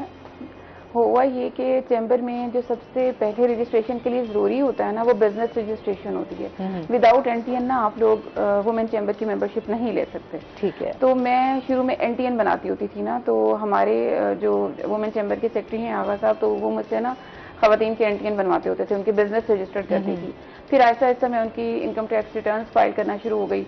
फिर क्योंकि ये सारी की सारी वुमेन एंटरप्रेन्योर्स हैं, तो वो लेडी के साथ आपको पता है एक बॉन्डिंग बन जाती है। वो पहले बहुत ज्यादा ना मतलब कंफ्यूज होती थी, परेशान होती थी, तो फिर वो आहिस्ता आहिस्ता मुझसे डायरेक्टली अपने मसाइल और रजिस्ट्रेशन के बारे में पूछना शुरू हो गई। तो फिर चैम्बर को लगा, बल्कि उन्होंने मुझे ऑफर की कि मतलब आप क्यों नहीं मतलब मेंबर बन जाती हैं। फिर मैं मेंबर बनी, तो जाहिर है कि आहिस्ता आहिस्ता आप मेहनत करते हो और आगे चले जाते हो। तो वो आप तो यूँ समझ लें कि माशाल्लाह से कि वो बड़ी कंफर्टेबल हैं सारी, कि उनको कोई मसला ही नहीं होता। हाँ जी। अच्छा, वो इजी हो जाता है ना, आप ना अब आप इजीली बात कर सकते हैं। थोड़ा मेल से कुछ लोग जो है खवातीन वो हेजिटेट हो रही होती हैं कि किस तरह बात करें, क्या बात करनी चाहिए। तो एक खवातीन जो होती है ना, वो एक दूसरे को बेहतर समझती हैं, तो बेहतर गाइड कर सकती हैं। क्योंकि खवातीन के दिमाग में ये होता है कि पता नहीं FBR में अगर रजिस्टर्ड हो जाएंगे तो पता नहीं क्या हो जाएगा, और पता नहीं कितना एक टैक्स हमें पे करना पड़ेगा, और वो मतलब इस वजह से बहुत घबराहट और बहुत कंफ्यूज होती हैं। उनको मतलब बहुत ज्यादा उनको समझाने की जरूरत है, क्योंकि उनको नहीं आइडिया होता कि बिजनेस रजिस्टर्ड करके आपको टैक्स पे करने की जरूरत नहीं है। टैक्स तो आपकी इनकम पे होता है, तो अगर वो मतलब टैक्स लायबल होती है तो आपको टैक्स पे करना पड़ता है ना, तो अदरवाइज तो नहीं करना पड़ता। तो ये है। तो किस तरह के बिजनेस हैं, उसमें क्या टाइप्स हैं जो आके आप रजिस्टर्ड करवा सकते हैं? हर तरह के बिजनेस रजिस्टर्ड किए जा सकते हैं। मतलब आप यूँ समझ लें, जो भी औरतें हमारे पास जितनी भी औरतें हैं वो ज्यादा ट्रेडिंग करती हैं, कुछ के ऑनलाइन बिजनेसेस हैं, और हमारे पास जितनी भी वुमेन एंटरप्रेन्योर्स हैं इनकी ना कोई बाहर बड़ी बड़ी शॉप्स नहीं है, इनकी कहीं पे किसी प्लाजे में कोई कहीं पे कुछ नहीं है, ये घरों में काम करती हैं। बिल्कुल, ये स्किल्ड औरतें हैं, ये घरों में काम करती हैं माशाल्लाह से। चैम्बर जो उन्हें प्रोवाइड करता है वो ये है कि हम उनको एक ही छत के नीचे, कभी कोई एग्जीबिशन लग रही होती है या कभी कुछ, देखिए पूरे पाकिस्तान में एग्जीबिशंस होती रहती हैं, तो अगर वो चैम्बर की मेंबर होंगी तो उन्हें वहाँ पे फायदा ये होता है कि एक तो उनके जो स्टॉल्स रेट हैं वो बहुत ही उनको मिनिमम प्राइस पे मिल जाते हैं।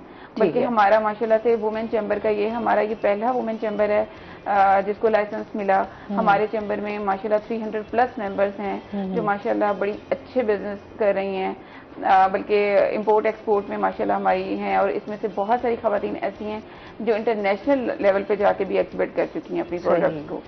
और इसके अलावा हमारा एक बहुत ही मेगा इवेंट होता है जो कि हमारा ब्रांड है 8 साल से, ब्लू फेयर, जिसमें माशाल्लाह से पूरे पाकिस्तान से खवातीन आती हैं, और साउथ पंजाब की खवातीन के लिए तो बड़ा मतलब वो वेट कर रही होती हैं ब्लू फेयर कब होगा कब होगा। 2 साल से नहीं हुआ था, तो इस साल माशाल्लाह हमारा बड़ा अच्छा ब्लू फेयर हुआ, और उसमें हमारी बेगम अलवी ने आके उसको इनॉग्रेट किया, इनॉग्रल उन्होंने किया, और बड़ा हमारा सक्सेसफुल इवेंट रहा अल्हम्दुलिल्लाह जी। और पहले तो हम TDAP के ताउन से करते थे, इस दफा हमने खुद से किया। हमारी जो माशाल्लाह प्रेसिडेंट हैं फातिमा फजल साहिबा, वो बड़ी ही मतलब एक्साइटेड थी, और उन्होंने कहा कि अगर TDAP नहीं कर रहा तो हम खुद करेंगे, और उन्होंने माशाल्लाह बहुत मेहनत की, और हमने MGM में एक बहुत अच्छा मेगा इवेंट किया अल्हम्दुलिल्लाह। सही, मतलब अच्छा रिस्पांस, बहुत अच्छा रिस्पांस हुआ आया। और उसके बाद TDAP के साथ हमारी लास्ट वीक में भी कुछ एक मीटिंग थी, तो वो इतना अच्छा हैदराबाद की खवातीन ने जाके माशाल्लाह इतना ज्यादा फीडबैक अच्छा दिया कि उन्होंने फिर मुबारकबाद के लिए फातिमा बाजी को कॉल की, मैम फातिमा को, कि जी माशाल्लाह आपने बड़ा अच्छा इवेंट किया है। और उसके मतलब उसका ये असर आया कि वो माशाल्लाह TDAP के जो सेक्रेटरी हैं वो हमसे मिलने आए, अभी उनसे हमारी मीटिंग हुई, और वो हमारे साथ मिलकर कोलैबोरेट करके एक और इवेंट करना चाह रहे हैं। सही, एक अच्छा, ये भी एक यहाँ पे हम देखते हैं जनूबी पंजाब के लिए बड़ी अच्छी बात है कि खवातीन को मौका मिलता है कि वो बढ़ चढ़ कर हिस्सा ले सकें और काम कर सकें। एक प्लेटफॉर्म की ही जरूरत होती है ना, एक प्लेटफॉर्म मिले आपको तो आप अपना हुनर जो है वो दिखा सकते हैं। जी बिल्कुल। अच्छा ईशा, आपको कितना अर्सा, 3 साल हो गए हैं आपको इससे जुड़े हुए, तो क्या क्या मुश्किलात देखी, थोड़ा सा हमारे व्यूवर्स को भी बताइए, जो घर बैठी खवातीन है हमारी इस टाइम प्रोग्राम देख रही होंगी और जो जुड़ना चाहती हैं, क्योंकि अभी हम देखते हैं ना, अगर आपके पास इतना सरमाया नहीं है कि आप कहीं जाकर जो है अपना काम स्टार्ट कर सकें, तो चलो अगर आप घर बैठे कुछ नहीं भी आपका पैसा लगता, लेकिन आप ऑनलाइन बिजनेस स्टार्ट कर सकते हैं, उसके हवाले से बताइएगा। देखिए, इसमें सबसे पहले ये होता है कि आपको टाइमिंग्स का इशू होता है, बिकॉज हम एक तरह से यूएसए में वर्क कर रहे हैं, तो यूएसए और पाकिस्तान में 12 आवर्स का टाइम डिफरेंस है जी। तो मीन रात को जागते हैं और दिन को सोते हैं। हाँ। तो सबसे पहले तो ये मुश्किल आती थी कि रात को जागना पड़ता था, फिर सुबह यूनिवर्सिटी जाना होता था, तो स्टार्ट में तो ये बहुत डिफिकल्ट लगता था। उसके बाद रात की टाइमिंग में आपको अक्सर पता होगा कि लड़कियों के लिए समझा जाता है कि मेन रात की टाइमिंग्स हैं तो बाहर सिक्योरिटी इश्यूज होंगे। हाँ। और ऑब्वियसली घर से बाहर निकलने हैं, तो पेरेंट्स को इस चीज़ का बहुत होता था। तो मैं जब फर्स्ट टाइम गई घर से रात को लेट आई, तो मेरे फादर ने ऑब्वियसली ऑब्जेक्शन किया। कोई भी पेरेंट्स होंगे वो ऑब्जेक्शन करेंगे। हाँ। कि मीन क्या है, इतना रात को आप लोग क्या करते हो। फिर उनको मैंने प्रॉपर्ली गाइड किया कि इसमें कुछ भी गलत नहीं है। इवन बाय प्रोफेशन अगर मैं डॉक्टर हूँ तो मैं हॉस्पिटल में जॉब करूंगी, तो वो भी रात को नाइट ड्यूटी आ सकती है, बिल्कुल। तो मैंने उनको फिर इसीलिए कहा कि आप आके ऑफिस विजिट करें। और जब उन्होंने ऑफिस विजिट किया, ऑफिस का एनवायरनमेंट देखा, तो 3 साल में मुझे आज तक कभी भी ऐसा नहीं लगा कि आपका ऑफिस का एनवायरनमेंट कहीं से भी गलत है। मीन बिल्कुल एक सेटिस्फाइड प्लेस है। आप रात को वहाँ पे अकेले बैठ के भी काम कर सकते हो, आप अपनी टीम के साथ काम कर सकते हो। और जो हमारे सीईओ हैं जिनके बारे में मैंने आपको ऑलरेडी बताया, तो उनका सबसे बड़ा मोटो भी ये था कि अगर वुमेन्स यहाँ पे आके काम कर रही हैं तो हम उनको एक अच्छा एनवायरनमेंट प्रोवाइड करें। और ऑब्वियसली उन्होंने वो बहुत अच्छा एनवायरनमेंट प्रोवाइड किया कि कहीं पे भी आप हेजिटेट नहीं होते, क्योंकि वहाँ पे मेल वर्कर भी हैं, फीमेल वर्कर्स भी हैं, दोनों हैं। तो ये नहीं होता कि आपको मेल्स को ज़्यादा प्रायोरिटाइज किया जा रहा है या कुछ नहीं, बल्कि मुझे लगता है कि हमारे ऑफिस में फीमेल्स को ज़्यादा प्रायोरिटाइज किया जाता है। सर अक्सर कहते हैं कि ये मेरी वो टीम है कि जो ज़्यादा अच्छा परफॉर्म करिए एज कम्पेयर टू मेन। तो सबसे पहले मतलब टाइमिंग्स का एक बहुत बेसिक इशू था कि, लेकिन उसके लिए भी आप हमारे ऑफिस का जिस तरह है GEC हमारे ऑफिस का नाम है, हम लोग डायरेक्टली अमेरिका के क्लाइंट्स के साथ डील करते हैं। तो अगर आप वहाँ आके विजिट करें, आप रात को भी आके विजिट करेंगे, तो आपको कहीं से नहीं लगेगा कि यहाँ रात है। वहाँ वो दिन वाला काम हो रहा होता है, बिल्कुल काम हो रहा होता है, और एक ऐसा माहौल होता है कि आप बिल्कुल सेटिस्फाइड होते हैं। और मेरे फादर ने शुरू में मना कर दिया, उन्होंने कहा कि नहीं आप जाएं, आप जाके रेजिग्नेशन दें कि आप मजीद कंटिन्यू नहीं करेंगे।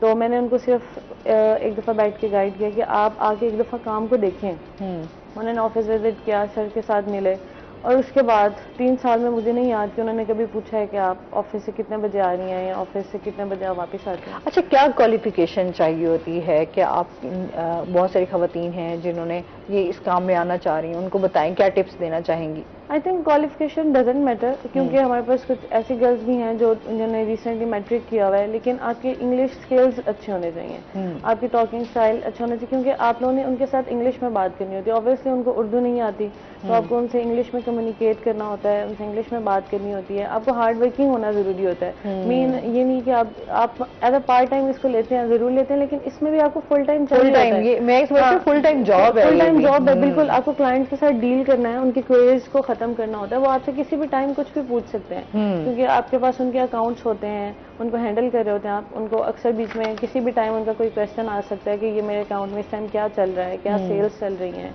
क्या आप लोग इस टाइम वर्किंग कर रहे हैं, तो आपको उनको रिप्लाई करना पड़ता है। ये नहीं होता कि आपका जब दिल चाहा लैपटॉप उठा लिया, काम कर लिया, लैपटॉप क्लोज कर दिया, ऐसा नहीं होता। ठीक है, पार्ट टाइम जरूर है, बट पार्ट टाइम नहीं है। इसके लिए आपको फुल टाइम आपको काम करना पड़ता है। कितने घंटे आप बैठना पड़ता है आपको? कितने घंटे, आपके काम पे डिपेंड करता है कि आपके पास कितना वर्कलोड है। आपके पास 1-2 क्लाइंट्स हैं तो आप 4-5 घंटे में अपना काम वाइंड अप कर सकते हैं। काम से रिलेटेड भी होता है कि अगर आपके अकाउंट पे सेल्स आते हैं, जिस तरह सीजनल सेल्स बहुत होती हैं, जिस तरह उनका क्रिसमस होता है और मतलब उनके इवेंट्स होते हैं, तो तब अकाउंट्स पे सेल्स ज्यादा आना स्टार्ट हो जाती हैं। ये इट्स लाइक अ दराज। आपने अगर दराज यूज किया हुआ है, मतलब ऑब्वियसली पाकिस्तान में दराज है, हर फैमिली के मेंबर ने यूज किया होगा।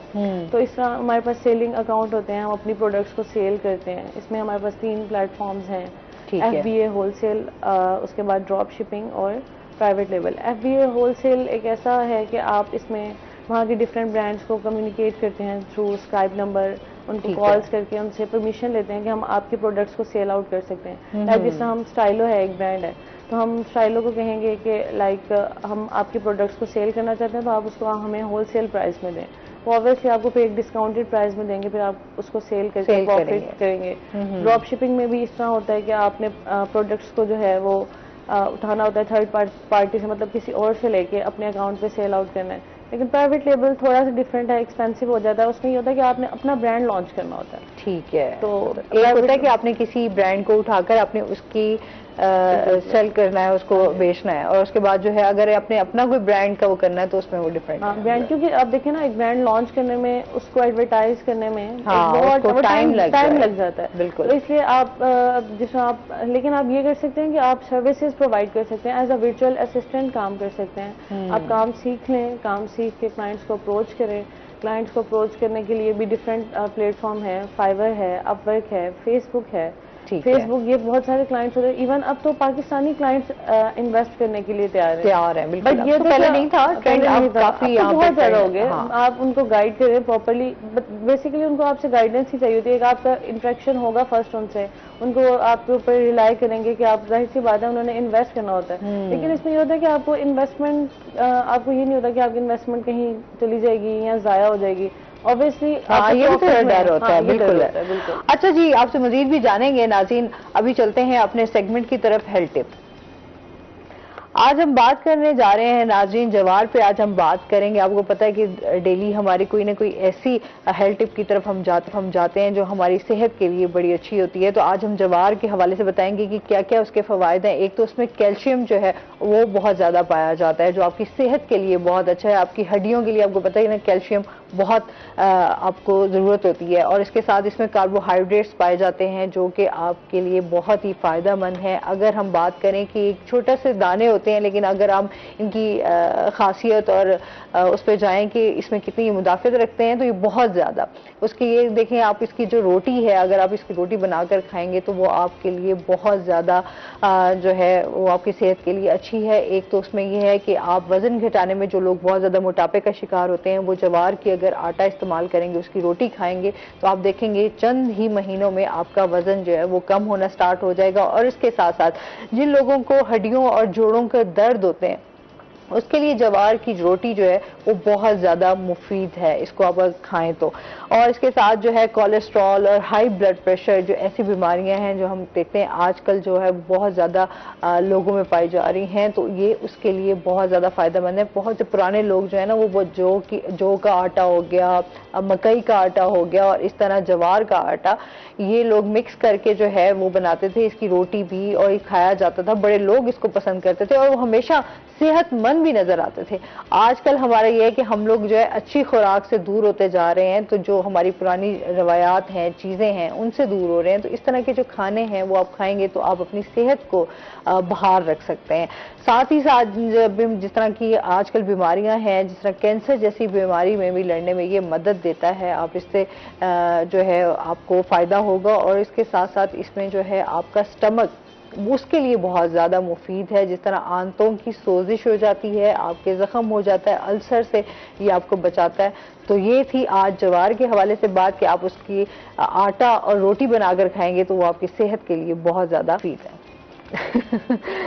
अच्छा जी, बात करें हम एंटरप्रेन्योर जो ख़वातीन होती हैं, उनके हवाले से भी जानना चाहेंगे कि वो ख़वातीन कैसे इस चैम्बर ऑफ कॉमर्स का हिस्सा बन सकती हैं, कैसे मेंबरशिप ले सकती हैं, उसके हवाले से भी बताइएगा। चैम्बर ऑफ कॉमर्स का हिस्सा बनने के लिए ज़रूरी है कि जो भी ख़वातीन इसका हिस्सा बनना चाहती हैं उनका बिजनेस होना ज़रूरी है। ठीक है, वो कोई भी बिजनेस कर रही हैं लेकिन बिजनेस होना तो जरूरी है, उसके साथ साथ बिजनेस का रजिस्टर्ड होना भी जरूरी है। विदाउट एनटीएन वो उसका हिस्सा नहीं बन सकती। मतलब उनका सबसे पहले वो अपने बिजनेस को रजिस्टर्ड करेंगी, उसका कोई ना कोई नाम जो भी होगा वो उसकी रजिस्ट्रेशन कराएंगी। वो चाहे वो एज अ सोल प्रोप्राइटरशिप कराएं, एज अ फर्म कराएं या एज अ कंपनी कराएं, तो ये तो उन पर डिपेंड करता है। दूसरा, इसके लिए चैम्बर की एक मिनिमम सी फीस है, वो और एक फॉर्म, बस इसके बाद वो चैम्बर के सेक्रेटरी से रुजू कर लें और बस ये सारी चीजें अगर आपकी पूरी हैं तो मेंबरशिप हो सकती है। और इसकी एनुअली फिर रिन्यूअल होती है और उसके 2000 है। मतलब ईयरली उसके 2000 रुपीज है। ठीक है, मतलब मुनासिब है कि अगर आप आके जो है ज्वाइन कर सकते हैं। हाँ जी बिल्कुल, मतलब शुरू में ये है कि आपकी 3000 है और उसके बाद आपकी रिन्यूअल जो है वो 2000 है। ठीक है। अच्छा, जिस तरह खवातीन के हम मसाइल के हवाले से भी बात करेंगे, क्या क्या आप जो आपके पास आती हैं खवातीन, क्या मसाइल हैं उनके? अगर आप मुझसे पूरा उस तरह से पूछेंगे कि बीइंग एडवोकेट मेरे पास किस तरह की खवातीन आती हैं, तो मेरे पास तो हर तरह की खवातीन आती हैं, जिसमें देखें किसी को मेरे पास लड़ाई झगड़े वाली खवातीन भी आ जाती हैं जिनको इस तरह के देखें डोमेस्टिक इश्यूज होते हैं, कोई वायलेंस का शिकार होती हैं। इस तरह से जैसे मैं ट्रेनिंग भी कराती रही हूँ, ये कारवां एक एनजीओ है, उसमें मैं एज अ ट्रेनर भी काम कर रही हूँ। उसमें मैं ये जो है वायलेंस पे मैंने खासी ट्रेनिंग दी हैं, रूरल एरियाज में जाके भी। तो खवातीन जो हैं, आप यूँ समझ लें कि जो रूरल एरियाज की खवातीन हैं उनको बेतहाशा मसाइल हैं, उनको नहीं समझ आ रही होती कि अगर उनके साथ कहीं पे घर में कोई भी अगर उनके साथ कोई ज्यादती हो रही है किसी भी किस्म की, तो उसके लिए वो क्या करें, बेचारी सारी जिंदगी ऐसे ही गुजार लेती हैं। एक तो मतलब वायलेंस वाली बात हो जाती है, दूसरा देखिए आपको पता है घरेलू झगड़े हो जाते हैं, फिर दूसरा खवातीन से लोग बहुत ज्यादा जैसे पैसे लेके इन्वेस्टमेंट कहीं पे वो कर लेती हैं, तो फ्रॉड के केसेस बहुत ज्यादा हो जाते हैं, उनकी कहीं पे इन्वेस्टमेंट ब्लॉक हो जाती है। अच्छा, ये केसेस बहुत ज्यादा हैं कि जो खवातीन काम करना चाह रही थी, तो बहुत सारे लोग उनको जो है वो कहते हैं अगर आपके पास हैं तो आप हमें दे दें, हम आपको कारोबार जो है वो स्टार्ट करके दे देंगे। तो उसके बाद क्या होता है कि लोग फ्रॉड करके भाग जाते हैं, वो पैसा भी आपका गायब और बहुत सारे मसाइल का सामना भी नहीं होता कि उनके पास कोई, आप यूँ समझ लें कि उनके पास कोई लीगली कोई उसका वो एविडेंस भी नहीं होता, सपोर्टिंग एविडेंस भी नहीं होता कि वो उसको हमें, और हम भी फिर बिल्कुल ब्लैंक होते हैं कि हम फिर इनको किस तरह से हेल्प आउट कर सकें। फिर बेचारियां अगर किसी भी तरह से अगर पुलिस तक पहुंच भी जाती हैं तो आपको पता है वहां पे भी बड़े मसाइल हैं कि वो उनको फिर रेफरेंस के बगैर ट्रीट नहीं किया जाता, और मतलब वहां जाके फिर वो बेचारी और ज्यादा मसाइल से दो चार होती हैं, तो फिर वो मतलब वो फिर जाने से भी गुरेज करती हैं, वो नहीं चाहती। सही।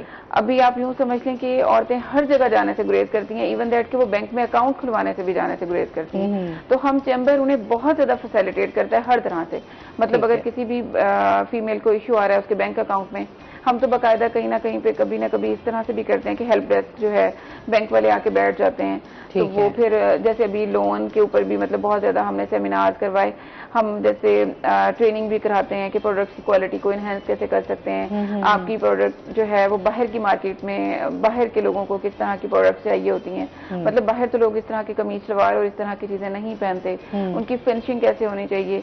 हमारी जो प्रेसिडेंट है उनका भी फोकस इसी बात पे है, बल्कि हमने सबा पाकिस्तान की ट्रेनिंग्स भी कराई जिसपे हमने प्रोडक्ट्स की क्वालिटी को बेहतर कैसे किया जा सकता है, और हम कोई भी अपनी एक प्रोडक्ट ले लें और उसको इंटरनेशनल स्टैंडर्ड पे उसको किस तरह से उसको पूरा करें और उसको हाँ जी बिल्कुल उसकी क्वालिटी और उस तरह से। तो मसाइल का तो यहाँ पे आप यूँ समझ लें एक भरमार है बिल्कुल औरतों के लिए तो बहुत ज्यादा मसाइल है। अच्छा, मैं जो खवातीन आती हैं जो चाह रही होती हैं कि हम अपना रजिस्टर्ड करवाएं, तो किस तरह के बिजनेस होते हैं? मैं जिस तरह अभी यहाँ के बहुत सारे सैलून्स हैं, क्या वो भी रजिस्टर्ड होते हैं?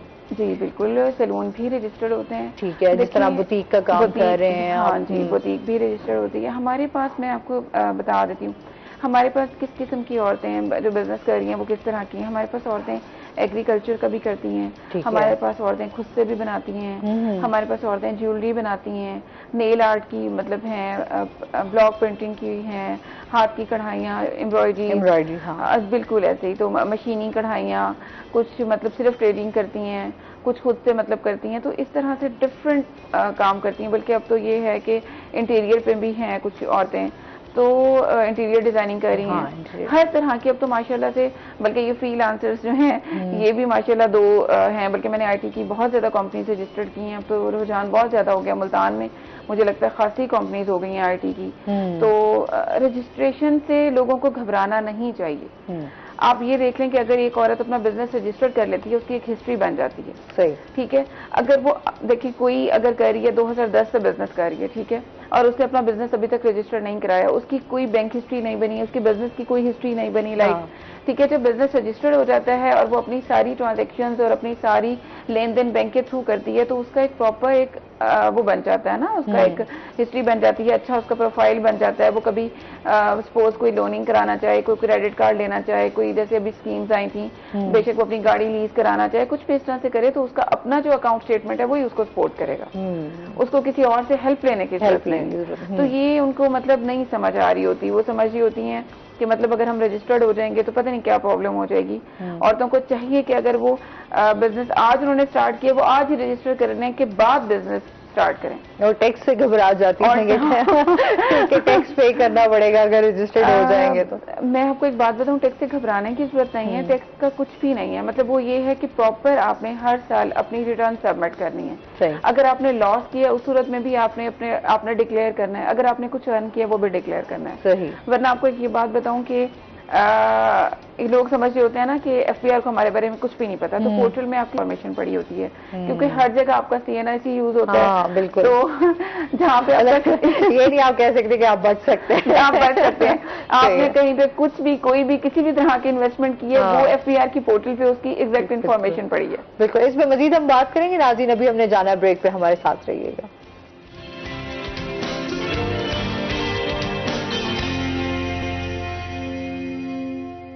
वेलकम बैक नाजरीन, रोही एट 10 में आपको खुश आमदीद कहते हैं। अच्छा, ये भी बताइएगा ईशा, किस तरह जो ख़वातीन हैं वो सीख सकती हैं, क्योंकि जाहिर सी बात है इसके लिए भी आपको ट्रेनिंग की ज़रूरत होती है, आपको हर चीज़ छोटी छोटी चीज़ें समझना बहुत ज़्यादा ज़रूरी है। जी बिल्कुल, इसके लिए आपके अगर आप जाके देखिए, हमारा एक पेज है किक स्टार्ट फील्ड लॉन्चिंग के नाम से, आप वो ज्वाइन कर सकते हैं। उसके अलावा जो हमारे सर हैं उनकी फेसबुक प्रोफाइल है सुहेल तारिक के नाम से। तो मोस्टली जो सबसे कम्युनिकेशन के लिए बेस्ट तरीका होता है वो ये होता है कि आप उनको फेसबुक पे कम्युनिकेट कर लेते हैं, कांटेक्ट करते हैं उनको कि लाइक सर, काफ़ी गर्ल्स इस तरह हैं कि वो कांटेक्ट करते हैं कि सर मुख्तलिफ कोर्सेज जो हैं वो कराए जा रहे हैं इस टाइम पूरे जनूबी पंजाब में। मैसेज करते हैं कि सर हम लोग मतलब विजिट करना चाहते हैं, या इस तरह हमारा मतलब ऑफिस भी मौजूद है, और लोधी कॉलोनी में भी ऑफिस है एक, उसके बाद ग्रीन होम्स में ऑफिस है, डिफरेंट सिटीज़ में है, रावलपिंडी में है, भक्कर में है, तो इसके काफ़ी ज़्यादा ऑफिसेज भी मौजूद हैं। उसके लिए ये होता है कि आपको ऑनलाइन भी गाइड कर दिया जाता है, लेकिन ये नहीं होता कि आप एक दो दिन में काम सीख जाएंगे। इसके लिए डिफरेंट कोर्सेज होते हैं, जिसमें मैंने आपको तीनों सेक्शंस बताए हैं। FBA भी बताया है, प्राइवेट लेबल बताया है, ड्रॉप शिपिंग बताया। तो इसके लिए कोर्सेज हैं, वो पेड कोर्सेज भी हैं। लेकिन लास्ट टाइम जो है हम लोगों का बलोचिस्तान के लिए हमने किया था, बलोचिस्तान के लिए हमने फ्री ऑफ कॉस्ट एक कोर्स किया था FBA होलसेल पे। तो उसमें हमने वहाँ के लोगों को अपॉर्चुनिटी दी कि आप लोग इसको ज्वाइन करें। वो थ्रू जूम होता था, और उसमें हम लोग 1 घंटे का सेशन रखते थे उनके साथ, जिसमें हमने उनको A to Z सारा काम सिखाया। फिर उनमें से जो लोग हमारे साथ आगे कोलैबोरेट करना चाहते थे, काम करना चाहते थे, उन्होंने सर को मतलब कांटेक्ट किया कि सर हम आपके साथ मजीद आगे काम कंटिन्यू करना चाहते हैं। तो उन्होंने फिर हमारे साथ ही काम स्टार्ट कर दिया। मीन हम एक ट्रेनिंग सेशन दिया। उसके बाद काफ़ी गर्ल्स हैं जो काम सीखना चाहती हैं, वो ऑफिस भी आती हैं, आके काम सीखती हैं, और उसके बाद वो जाके अपना भी काम स्टार्ट कर सकती हैं। लेकिन ऑफिस ज्वाइन करने की सबसे बेस्ट रीज़न ये होती है कि आप लोगों को डेली कुछ नया सीखने को मिलता है। मीन हम जब भी सर के साथ बैठते हैं, उनके साथ बात करते हैं, या हम उनके साथ इन टच होते हैं, तो रोज़ एक नई बात सीखने को मिलती है, कुछ नया सीखने को मिलता है।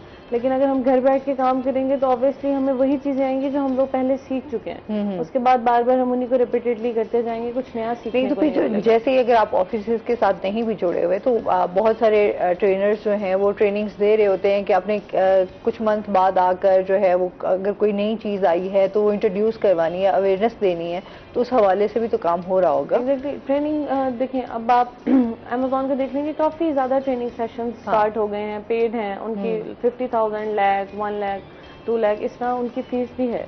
लेकिन आपको ये देखना चाहिए कि आपके लिए वो बेस्ट प्लेटफॉर्म है या नहीं, आप एक अच्छी जगह से सीख रहे हैं या नहीं, वो आपको प्रॉपर गाइड करें। ये ना हो कि आप सिर्फ काम सीख के घर बैठ जाएं, आप पे भी कर दें, लेकिन आपकी अर्निंग आना स्टार्ट ना हो। तो आपको पहले उसके लिए प्रॉपरली देखना चाहिए कि आप एक अच्छे प्लेस से सीख रहे हैं, वो आपको प्रॉपरली गाइड कर रहे हैं, और इज इट कि आपकी अर्निंग स्टार्ट हो रही है या नहीं हो रही है, आपने सिर्फ पैसे सीख के पैसे ज़ाया कर दिए। अच्छा, कितनी अर्निंग जो है वो आप कर लेते हैं? अर्निंग आप देखें, मैंने अपनी यूनिवर्सिटी की फ़ी खुद पे की है। उसके बाद शॉपिंग का आपको पता है, जिसमें वुमेन्स को बहुत शौक होता है, मैं शॉपिंग बहुत ज़्यादा करती हूँ। ऑब्वियसली वो हम खुद कर सकते हैं। खाना पीना जब भी कुछ ऑर्डर करना हो, क्योंकि वो भी आपको पता है कि बाहर का अब तो फूडी बहुत ज़्यादा होते हैं लोग, उनको बाहर का खाना खाने का बहुत शौक होता है। उसके बाद घर में छोटे बहन भाई हैं, उनको पॉकेट मनी दे दो, स्पेशली ईद के इवेंट्स जितना होते हैं, ईद पे उनको ईदी वगैरह देना, तो मीन अच्छी अर्निंग जो है, अच्छी अर्निंग कर सकते हैं कि आपका अपना सर्कल बहुत अच्छे से चल सकता है। इवन आपकी सेविंग्स भी हो सकती हैं इन फ्यूचर। जिस तरह आप मैंने मास्टर्स करना है, तो उसके लिए भी मुझे अपने पेरेंट्स की उसकी ज़रूरत नहीं है। मैं अपने मास्टर्स अपने बिहाफ पे कर सकती हूँ, अपने खुद पे करके कर सकती हूँ। तो मुझसे भी ज़्यादा अर्न कर रहे हैं जो फुल टाइम दे रहे हैं। ऑब्वियसली अभी मेरी यूनिवर्सिटी है, तो मुझे यूनिवर्सिटी को भी टाइम देना होता है, लेकिन फिर भी मैं इतना अर्न कर रही हूँ कि मुझे आई डोंट थिंक सो कि कभी पेरेंट्स को कॉल करके ज़रूरत पड़ी हो कि मुझे पैसे चाहिए। अच्छा, ये भी बड़ा अच्छा, ये जैसे डिजिटल मार्केटिंग आई तो लोगों का बड़ा रुझान, जो खवातीन जिन्होंने अच्छा बहुत माशाल्लाह पढ़ी लिखी खवातीन जिनकी शादियां हो गई, जो ऑफिस नहीं ज्वाइन कर सकती, वो घर बैठे भी उन्होंने इस तरह के स्टार्ट किया और काफ़ी अर्निंग कर रही हैं इस टाइम माशाल्लाह उस पर। हाँ बिल्कुल। अच्छा, ये कॉलर भी हमारे साथ मौजूद है। अस्सलाम वालेकुम। अस्सलाम वालेकुम। आप अपने टीवी का वॉल्यूम बंद कर दें ताकि बात करने में आसानी हो जाए। जी, टीवी का वॉल्यूम बंद है। जी, यामीन है हमारे साथ, क्या कहना चाहेंगे? मैम, मैडम से मैंने क्वेश्चन करना था कि फ्रीलांसिंग पाकिस्तान में अगर स्टार्ट में बंदा करना चाहे तो उसके पास क्वालिफिकेशन कितनी होनी चाहिए, और उसके पास मेन स्किल जो आजकल मार्केट में कौन से ऐसे स्किल्स हैं जो उसके पास होनी चाहिए जिसके थ्रू अपनी इनकम को वो बढ़ा सके और अपनी इनकम को जनरेट किया जा सके।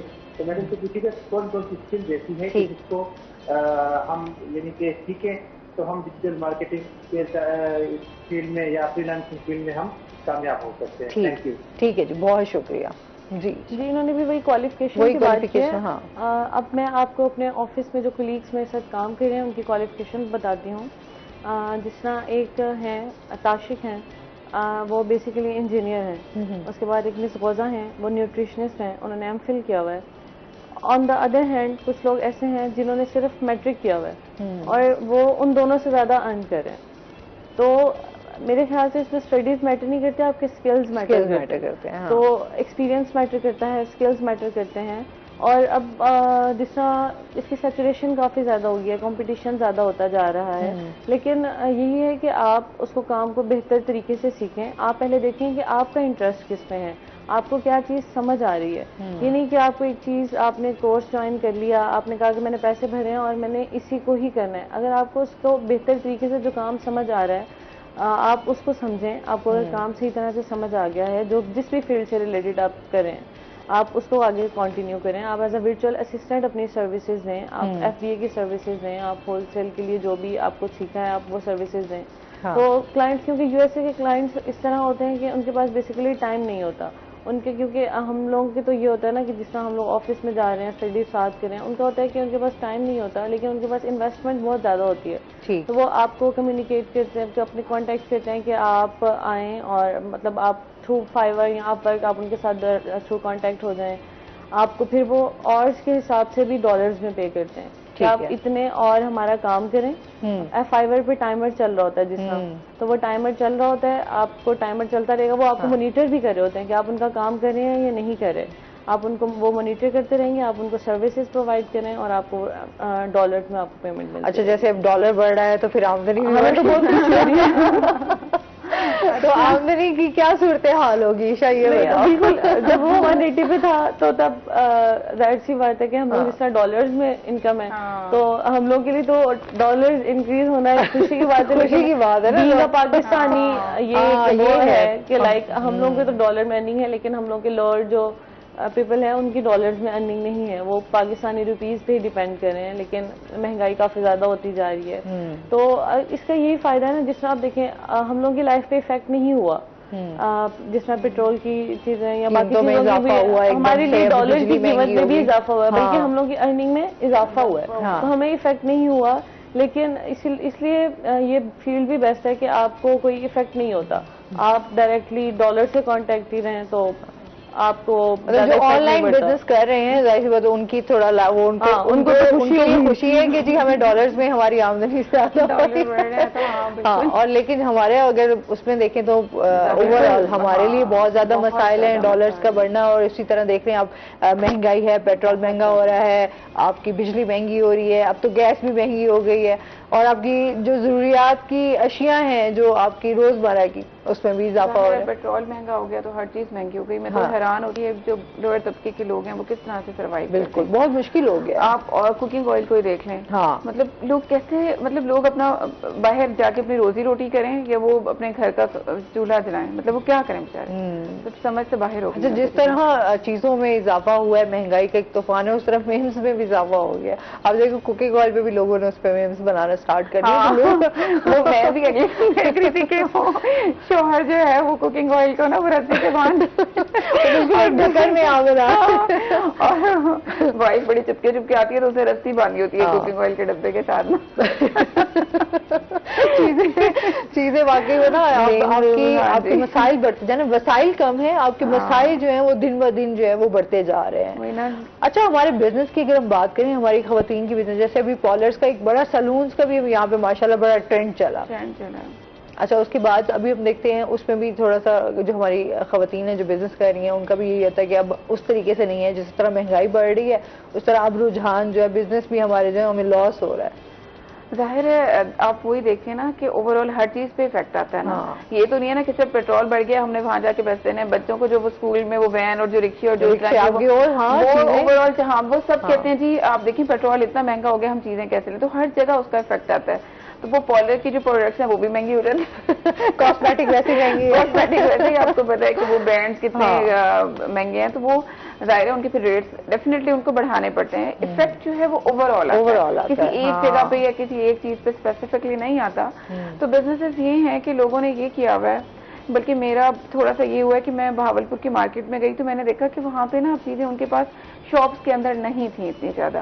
तो मैंने उनसे सवाल किया, मैंने कहा भाई पहले तो बहुत ज्यादा स्टॉक होता था, तो अब क्या मसला है? वो कहते हैं जी आप हमारे पेज पे देख लें तो ऑनलाइन ले लें।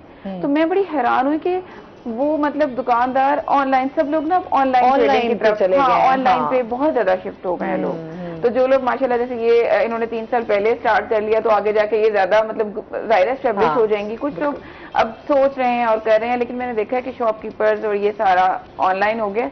बल्कि मैं आपको ब्यूटी की सर्विसेज की बात करूं, वो भी मैं अगले 2-4 दिन पहले देख रही थी, वो सैलून भी ऑनलाइन आ गई है कि जी आप फ्ला नंबर्स पे फ्ला कांटेक्ट करें और ये रेट्स हैं जी आप बुला लें। तो अब तो ऐसा मतलब आप जदीद जाते रह रहे हैं कि आपने जिद्दत की तरफ जा रहा है तो आपकी चीजें भी उसी तरीके से मॉडर्न होती जा रही हैं। नाज़रीन, इस पर मजीद भी बात करेंगे, अभी हमने जाना ब्रेक पे, हमारे साथ रहिएगा।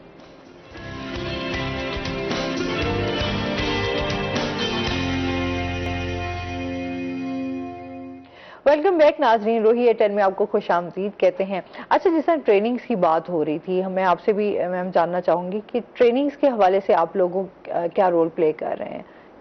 हमारी जो मतलब किस टाइप की ट्रेनिंग, जिस तरह बिजनेस में खवातीन आना चाह रही हूँ, जो ज्वाइन करना चाहती हूँ, उनकी ट्रेनिंग्स के लिए हम ना डिफरेंट ट्रेनिंग्स कराते हैं, प्रोडक्ट्स के ऊपर भी कराते हैं कि जैसे मैंने आपको बताया कि इस साल हमारी ज्यादा ट्रेनिंग्स हुई हैं कोविड की वजह से भी, क्योंकि आपको पता है कि बिल्कुल सब कुछ लॉक हुआ था तो कुछ भी नहीं हो रहा था। तो इस दफा हमने 3 दिन की जो ट्रेनिंग है वो हमने कराई, सिर्फ प्रोडक्ट्स को किस तरह से आप इस तरह से कर सकते हैं कि आप इंटरनेशनली उसको कवर कर सकें, इंटरनेशनल मार्केट को हम किस तरह वहाँ पे पहुँच सकते हैं ना। तो उसको हम उसके लिए हमने कराई, हमने सबा पाकिस्तान की ट्रेनर्स को बुलाया, तो वहाँ से वो आई, उन्होंने हमारी औरतों को जी सिखाया, टिकोजीज टेबल वेयर सिखाया, उन्होंने टिकोजी पे सिखाया। उन्होंने कहा कोई आप ऐसा नहीं कि आप हर चीज बनाना शुरू कर दें। जैसे उससे हमें फायदा ये हुआ कि हमारी एक जो हमारी वुमेन एंटरप्रेन्योर है वो पिछले 10 साल से लेडीज के कुर्तीज पे काम कर रही थी, लेकिन उस ट्रेनिंग की वजह से उसको ये फायदा हुआ कि ये पता चला कि वो जिस कुर्तीज पे काम कर रही थी ना, उसका जो मतलब स्किल है वो उसके लिए नहीं है, वो बच्चों पे ज्यादा अच्छा काम कर सकती है। तो उसके बाद उसने जी बच्चों के फ्रॉक्स और बच्चों के उसने ट्रेंडीज कपड़े बनाना शुरू किए, तो माशाल्लाह से अभी वो लाहौर में एक्सपो की, उस पर भी गई हुई थी, तो वहाँ पे भी माशाल्लाह उसकी बहुत ज़्यादा सेल्स हुई। अब ये हो रहा है कि उसको ऑर्डर उसको आए जा रहे हैं, उसको कंप्लीट करने में मतलब मुश्किलात पेश आ रही हैं। तो उसने एक वॉइस रिकॉर्डिंग भेजी हुई थी, ऑडियो भेजा हुआ था उसने कि मैं तो 10 साल ऐसे मैंने ज़ाया कर दिए, मुझे शुरू से ही बच्चों के कपड़े बनाने चाहिए थे क्योंकि मेरा जो आर्ट और मेरी स्किल्स जो हैं उसमें ज़्यादा अच्छी हैं। तो ये चीज़ उस ट्रेनिंग में उसको पता चली। अच्छा, ये जानना भी बड़ा जरूरी है ना। आप काम तो कर रहे होते हो, फिर आपने होता है कि आपके माइंड में होता है कि अच्छा आपने कमाना भी है, अच्छा आपने ये स्किल आपके पास है तो आपने इसको कैसे इस्तेमाल करनी है, वो आपको जो आपकी ग्रूमिंग है वो एक ट्रेनर आपकी कर सकता है। बिल्कुल ऐसे ही है, जाहिर है। देखिए मैं एज अ लॉयर कपड़े नहीं सी सकती, ठीक है ना, मेरा जो है मेरा बिल्कुल उसमें कोई, अब ये माशाल्लाह से जैसे फ्रीलांसर हैं तो ये लॉ वाली वो नहीं दे सकती, तो हर बंदे का अपना एक स्पेसिफिक फील्ड है, लेकिन वो उसमें ये है कि आपको पता चल जाता है कि आपको इस तरफ चलना चाहिए। डायरेक्शंस बहुत जरूरी होती हैं, बहुत ज्यादा। अगर आप बगैर डायरेक्शन के चल रहे हैं तो मतलब आप मंजिल तक नहीं पहुंच सकते, तो जाहिर आप उसमें तरक्की भी नहीं कर सकते।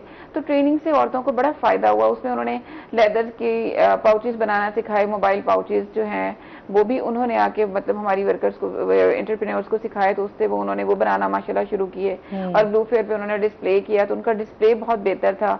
अच्छा, दूसरा ये था कि जो ज्यादा बात हुई वो इस चीज पे हुई कि हमारी खवातीन के पास प्रोडक्ट्स बहुत अच्छी होती हैं, लेकिन जैसे वो उनको भेजती है ना, उनकी जो प्रेजेंटेशन होती है वो बहुत बुरी होती है। सही। और जिस तरीके से वो पिक्स लेती हैं तो वो बड़ा मैटर करता है। तो उन्होंने वो उनको सिखाया कि किस तरीके से कैसे आप पिक्चर्स ले सकते हैं, पिक्चर्स लें। जी बिल्कुल। और इसको आपने मतलब पैकिंग करके भेजना कैसे है, और इस तरह की जो चीजें हैं ये सारी हमने छोटी छोटी चीजें अभी हम दोबारा भी हमारा है कि हम इस महीने में हम दोबारा इस तरह की ट्रेनिंग कराएंगे, बल्कि हम अमेज़न की ट्रेनिंग्स और ये सारी ये ट्रेनिंग्स भी कराते हैं। ठीक है। हाँ जी, तो वो आके हिस्सा ले सकती हैं, बन सकती हैं, इसका हिस्सा बन सकती हैं। ठीक है। अच्छा, जिस तरह अभी अर्निंग के हवाले से भी जाएंगे, कितना अर्न कर लेती हैं? जिस तरह अभी चैम्बर ऑफ कॉमर्स खवातीन है वो रजिस्टर्ड है? जी, हमारी जितनी भी 300 प्लस मेंबर्स हैं वो ऑल आर रजिस्टर्ड ना, सब रजिस्टर्ड है। मैंने आपको बताया ना, रजिस्ट्रेशन के बगैर मेंबरशिप जो है वो आप हाँ जी, पहले हम उनको वो अपना बिजनेस रजिस्टर कराती हैं, देन वो टेक्स द मेंबरशिप। तो उसमें सॉरी आपने क्या अर्निंग का मैं पूछ रही थी? अर्निंग का ये है कि वही माशाल्लाह से जो बहुत पुरानी हमारी हैं, जैसे वो प्योर पे बनाती हैं, उनकी खासी अर्निंग होती है, और उनके जो एक सूट के प्राइस ही वो हजारों में होते हैं, वो प्योर पे वो बना रही हैं, उनका माशाल्लाह बड़ा अच्छा चल रहा है। और हमारी वो काफ़ी पुरानी जो है वो माशाल्लाह काफ़ी ज़्यादा अर्न कर रही हैं। आप यकीन करें कि हमारी इधर ब्लू फेयर पे एक स्टॉल पे जो सेलें हुई हैं वो लाखों के हिसाब से हुई हैं औरतों की। अच्छा, एग्जीबिशन भी आपको बड़ा फायदा दे जाती है, एग्जीबिशंस जो होना ये भी एक खुशाइन है। बिल्कुल सही बात है कि देखें वो अपनी प्रोडक्ट्स एक ही जगह पे डिस्प्ले करती हैं, सारे लोग वहीं पे आते हैं, फुटफॉल अच्छा होता है। और उसका हम ये है कि मीडिया कवरेज, हम उसको बहुत सोशल मीडिया पे बहुत ज्यादा कवरेज देते हैं, तो हमारी खवातीन बहुत ज्यादा खुश थी। बल्कि कराची से एक आई हुई थी, उनके पास कुछ भी नहीं था, एक ट्राउजर और दुपट्टे थे। आप यकीन करें कि उसके स्टॉल्स पे इतना रश होता है, प्रोडक्ट जिसका प्रोडक्ट अच्छा है, इकोनॉमिकल है, क्वालिटी वाइज अच्छा है, उसका निकल जाता बिल्कुल ऐसे जो मेहनत करता है ना, और वो मतलब नजर आ रही होती है उसकी, वो माशाल्लाह से उसका कुछ भी नहीं बचा। हमारी अपनी लोकल जो हमारी साउथ पंजाब की खवातीन है माशाल्लाह से उनकी बहुत अच्छी सेल हुई, और हमारे पास तो पेशावर से इतनी खवातीन आई हुई थी, बल्कि पेशावर से हमने हमारी ट्रेडिशनल चीजें जो है ना वो बहुत ज्यादा लोग पसंद करते हैं। बिल्कुल ऐसे ही है। उसके लिए हम ये चाह रहे हैं कि मुल्तान की जो प्रोडक्ट्स है मुल्तान में सेल करना जरा मुश्किल होता है। ठीक है, हम अपनी ये जो है एग्जीबिशन वो किसी दूसरे शहर में करें, लाइक कराची हो गया, लाहौर हो गया, तो वहाँ की खवातीन फिर ज्यादा इंटरेस्ट लेती हैं। तो यहाँ पे ये होता है कि मुल्तान की चीजें मुल्तान में बेचना सारे लोगों इजी एक्सेस है ना, लोग आराम से जाके मार्केट से बाय कर सकते हैं। तो ये इसके लिए अब हमारा जो नेक्स्ट इंशाल्लाह जो इवेंट है वो किसी दूसरे सिटी में हम जाके इंशाल्लाह करेंगे। जी बिल्कुल सही। अच्छा, जिस तरह एक बड़ा कॉन्सेप्ट है ईशा, लड़कियां जो खवातीन हैं चाहे मेल हैं, वो ये कहते हैं जब हम डिजिटल मार्केटिंग की तरफ आते हैं तो 2-3 महीने बाद ही जो है ना हमें हमारी अर्निंग स्टार्ट हो जाएगी और हम काम करना, क्योंकि लोगों के इस हवाले से आप क्या कहना चाहेंगी? देखिए, अर्निंग डिपेंड, मैंने आपको कहा है ना कि आपके काम आपके हार्ड वर्किंग होने पे डिपेंड करता है। कि कुछ लोग हैं, अब इवन आपको पता है कि इसमें एज फैक्टर भी मैटर नहीं करता। हम लोगों के पास 15 to 16 ईयर्स के बच्चे भी काम कर रहे हैं, 40 प्लस एज के लोग भी काम कर रहे हैं। क्वालिफिकेशन मैटर नहीं करती, डॉक्टर्स भी काम कर रहे हैं, इंजीनियर भी काम कर रहे हैं। इवन हमारे पास कुछ एम्प्लॉयज ऐसे हैं वो चार्टर्ड अकाउंटेंट हैं। तो आपको भी पता है कि सबसे बेस्ट डिग्री है चार्टर्ड अकाउंटेंट। मिस्टर राशिद हैं, वो हमारे पास चार्टर्ड अकाउंटेंट हैं, वो हमारे अकाउंट्स को संभाल रहे हैं, लाइक हमारे अकाउंट्स के प्रॉफिट लॉस को वो देखते हैं। तो वो भी यही काम कर रहे हैं। लेकिन ये इसमें स्टडीज कहीं पे भी मैटर नहीं करती। लोगों का कॉन्सेप्ट है कि जो CS हैं, कंप्यूटर IT रिलेटेड हैं, ये लोग हैं, मतलब इनका कॉन्सेप्ट होता है कि ये ज्यादा लेकिन ऐसा नहीं होता। इसमें यूं नहीं है। आपके काम पे है। अगर इवन आप बिल्कुल ब्लाइंड हैं, आप आगे ज्वाइन करते हैं, आप काम सीखते हैं, आपको काम बेहतर तरीके से समझ आता है, आपको सबसे इसमें होता है क्लाइंट डीलिंग। आप उनके साथ कम्युनिकेट कैसे कर रहे हैं, आप उनसे बात कैसे कर रहे हैं। आप होलसेल में भी आपको ये होता है कि ब्रांड्स को कॉल करनी पड़ती है, ब्रांड्स को कॉल करके उनको आपने कन्वेंस करना होता है कि आपके साथ वो डील करें। आपको वो अपनी प्रोडक्ट सेल करने के लिए अलाउ करें। इसमें आपकी डीलिंग अच्छी होना बहुत जरूरी है। तो आप अर्निंग आप कह रहे हैं, जिस तरह अर्निंग है, आपने काम सीख लिया, फर्स्ट मंथ में भी आपको अर्निंग आना स्टार्ट हो जाती है। वो इस तरह की, अगर आपको कोई आपका अच्छा क्लाइंट मिल गया है, आपकी सर्विसेज अच्छी हैं, तो ऑब्वियसली वो आपके काम से इंस्पायर होगा। और यूं नहीं होगा कि आपको वो यूं कहेगा कि 3-4 महीने तो मुझे करके दिखाओ, मुझे अच्छा लगेगा, तो फिर नहीं। उसको अगर उसके अकाउंट पे प्रॉफिट नजर आ रहा है कि मुझे मेरे अकाउंट्स में से प्रॉफिट मिल रहा है, मेरी इन्वेस्टमेंट पे मुझे प्रॉफिट मिल रहा है, तो वो ऑब्वियसली आपको पे करेगा।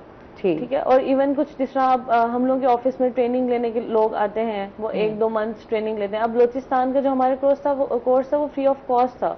हमने not even a single rupees उनसे चार्ज किया, क्योंकि वहाँ के लोग बिल्कुल बैकवर्ड हैं, उनको भी अमेजोन रिलेटेड पता नहीं था, लेकिन उनको शौक बहुत ज्यादा था।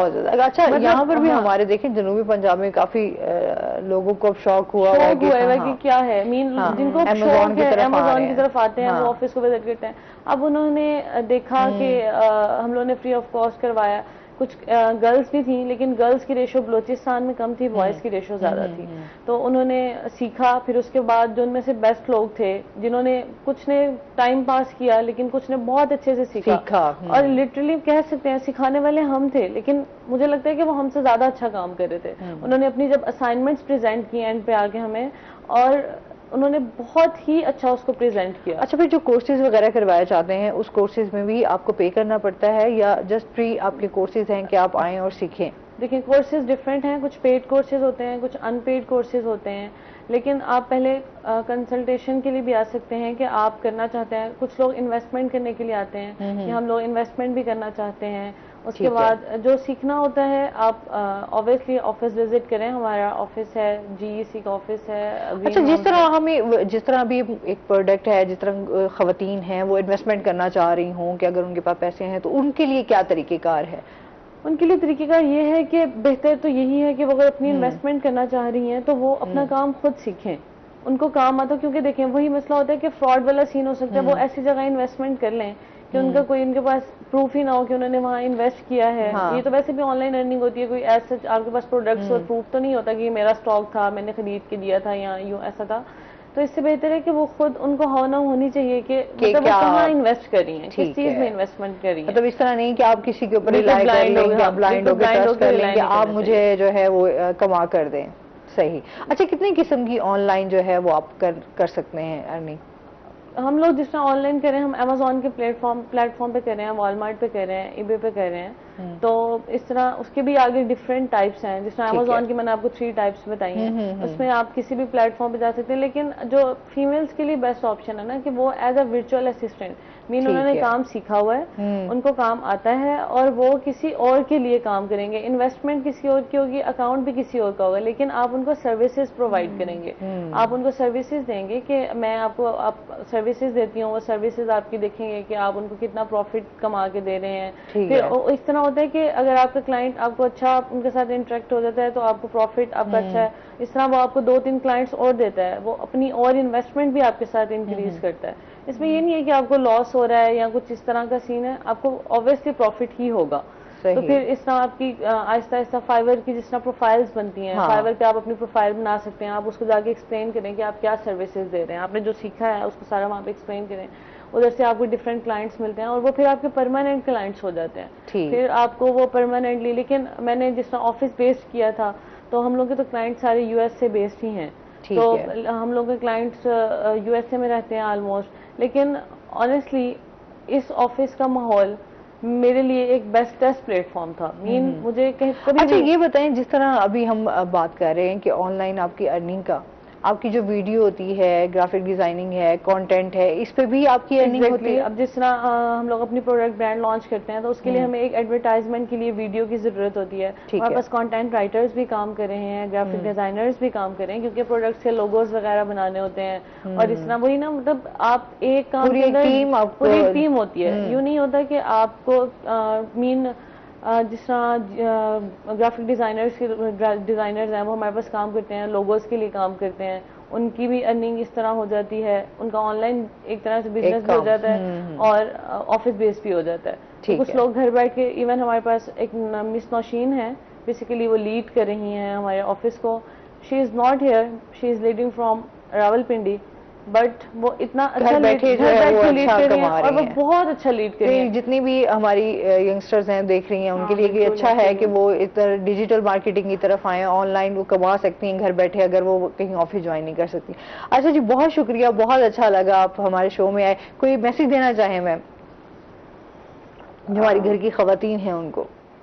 हमारी घर की खवातीन के लिए मैसेज ये है कि वो मतलब अपना जो है अपनी स्किल्स को मतलब वो देखिए कि वो क्या कर सकती हैं, मतलब अपने आप को सिर्फ घर गृहस्थी में और उस तरह से आजकल की हमारी जो खवातीन है वो घर बैठे बहुत कुछ कर रही हैं। तो अगर वो समझती हैं कि वो भी कहीं पे अपना कोई स्किल यूज कर सकती हैं, कुछ बना सकती हैं, या कोई जैसे बैठे ये देखें अभी आपके सामने एक बहुत अच्छी ये इन्होंने बातें की कि वो रावलपिंडी से बैठी घर बैठी लीड कर रही है, तो वो डिजिटल मार्केटिंग की तरफ आए, अमेजोन की तरफ आए, या वो घर बैठी कोई अपनी प्रोडक्ट्स बनाना शुरू कर दें। हाँ बिल्कुल, इस तरह से तो वो घर बैठे भी अर्निंग करके तो अपने साथ दे सकती हैं। बहुत शुक्रिया।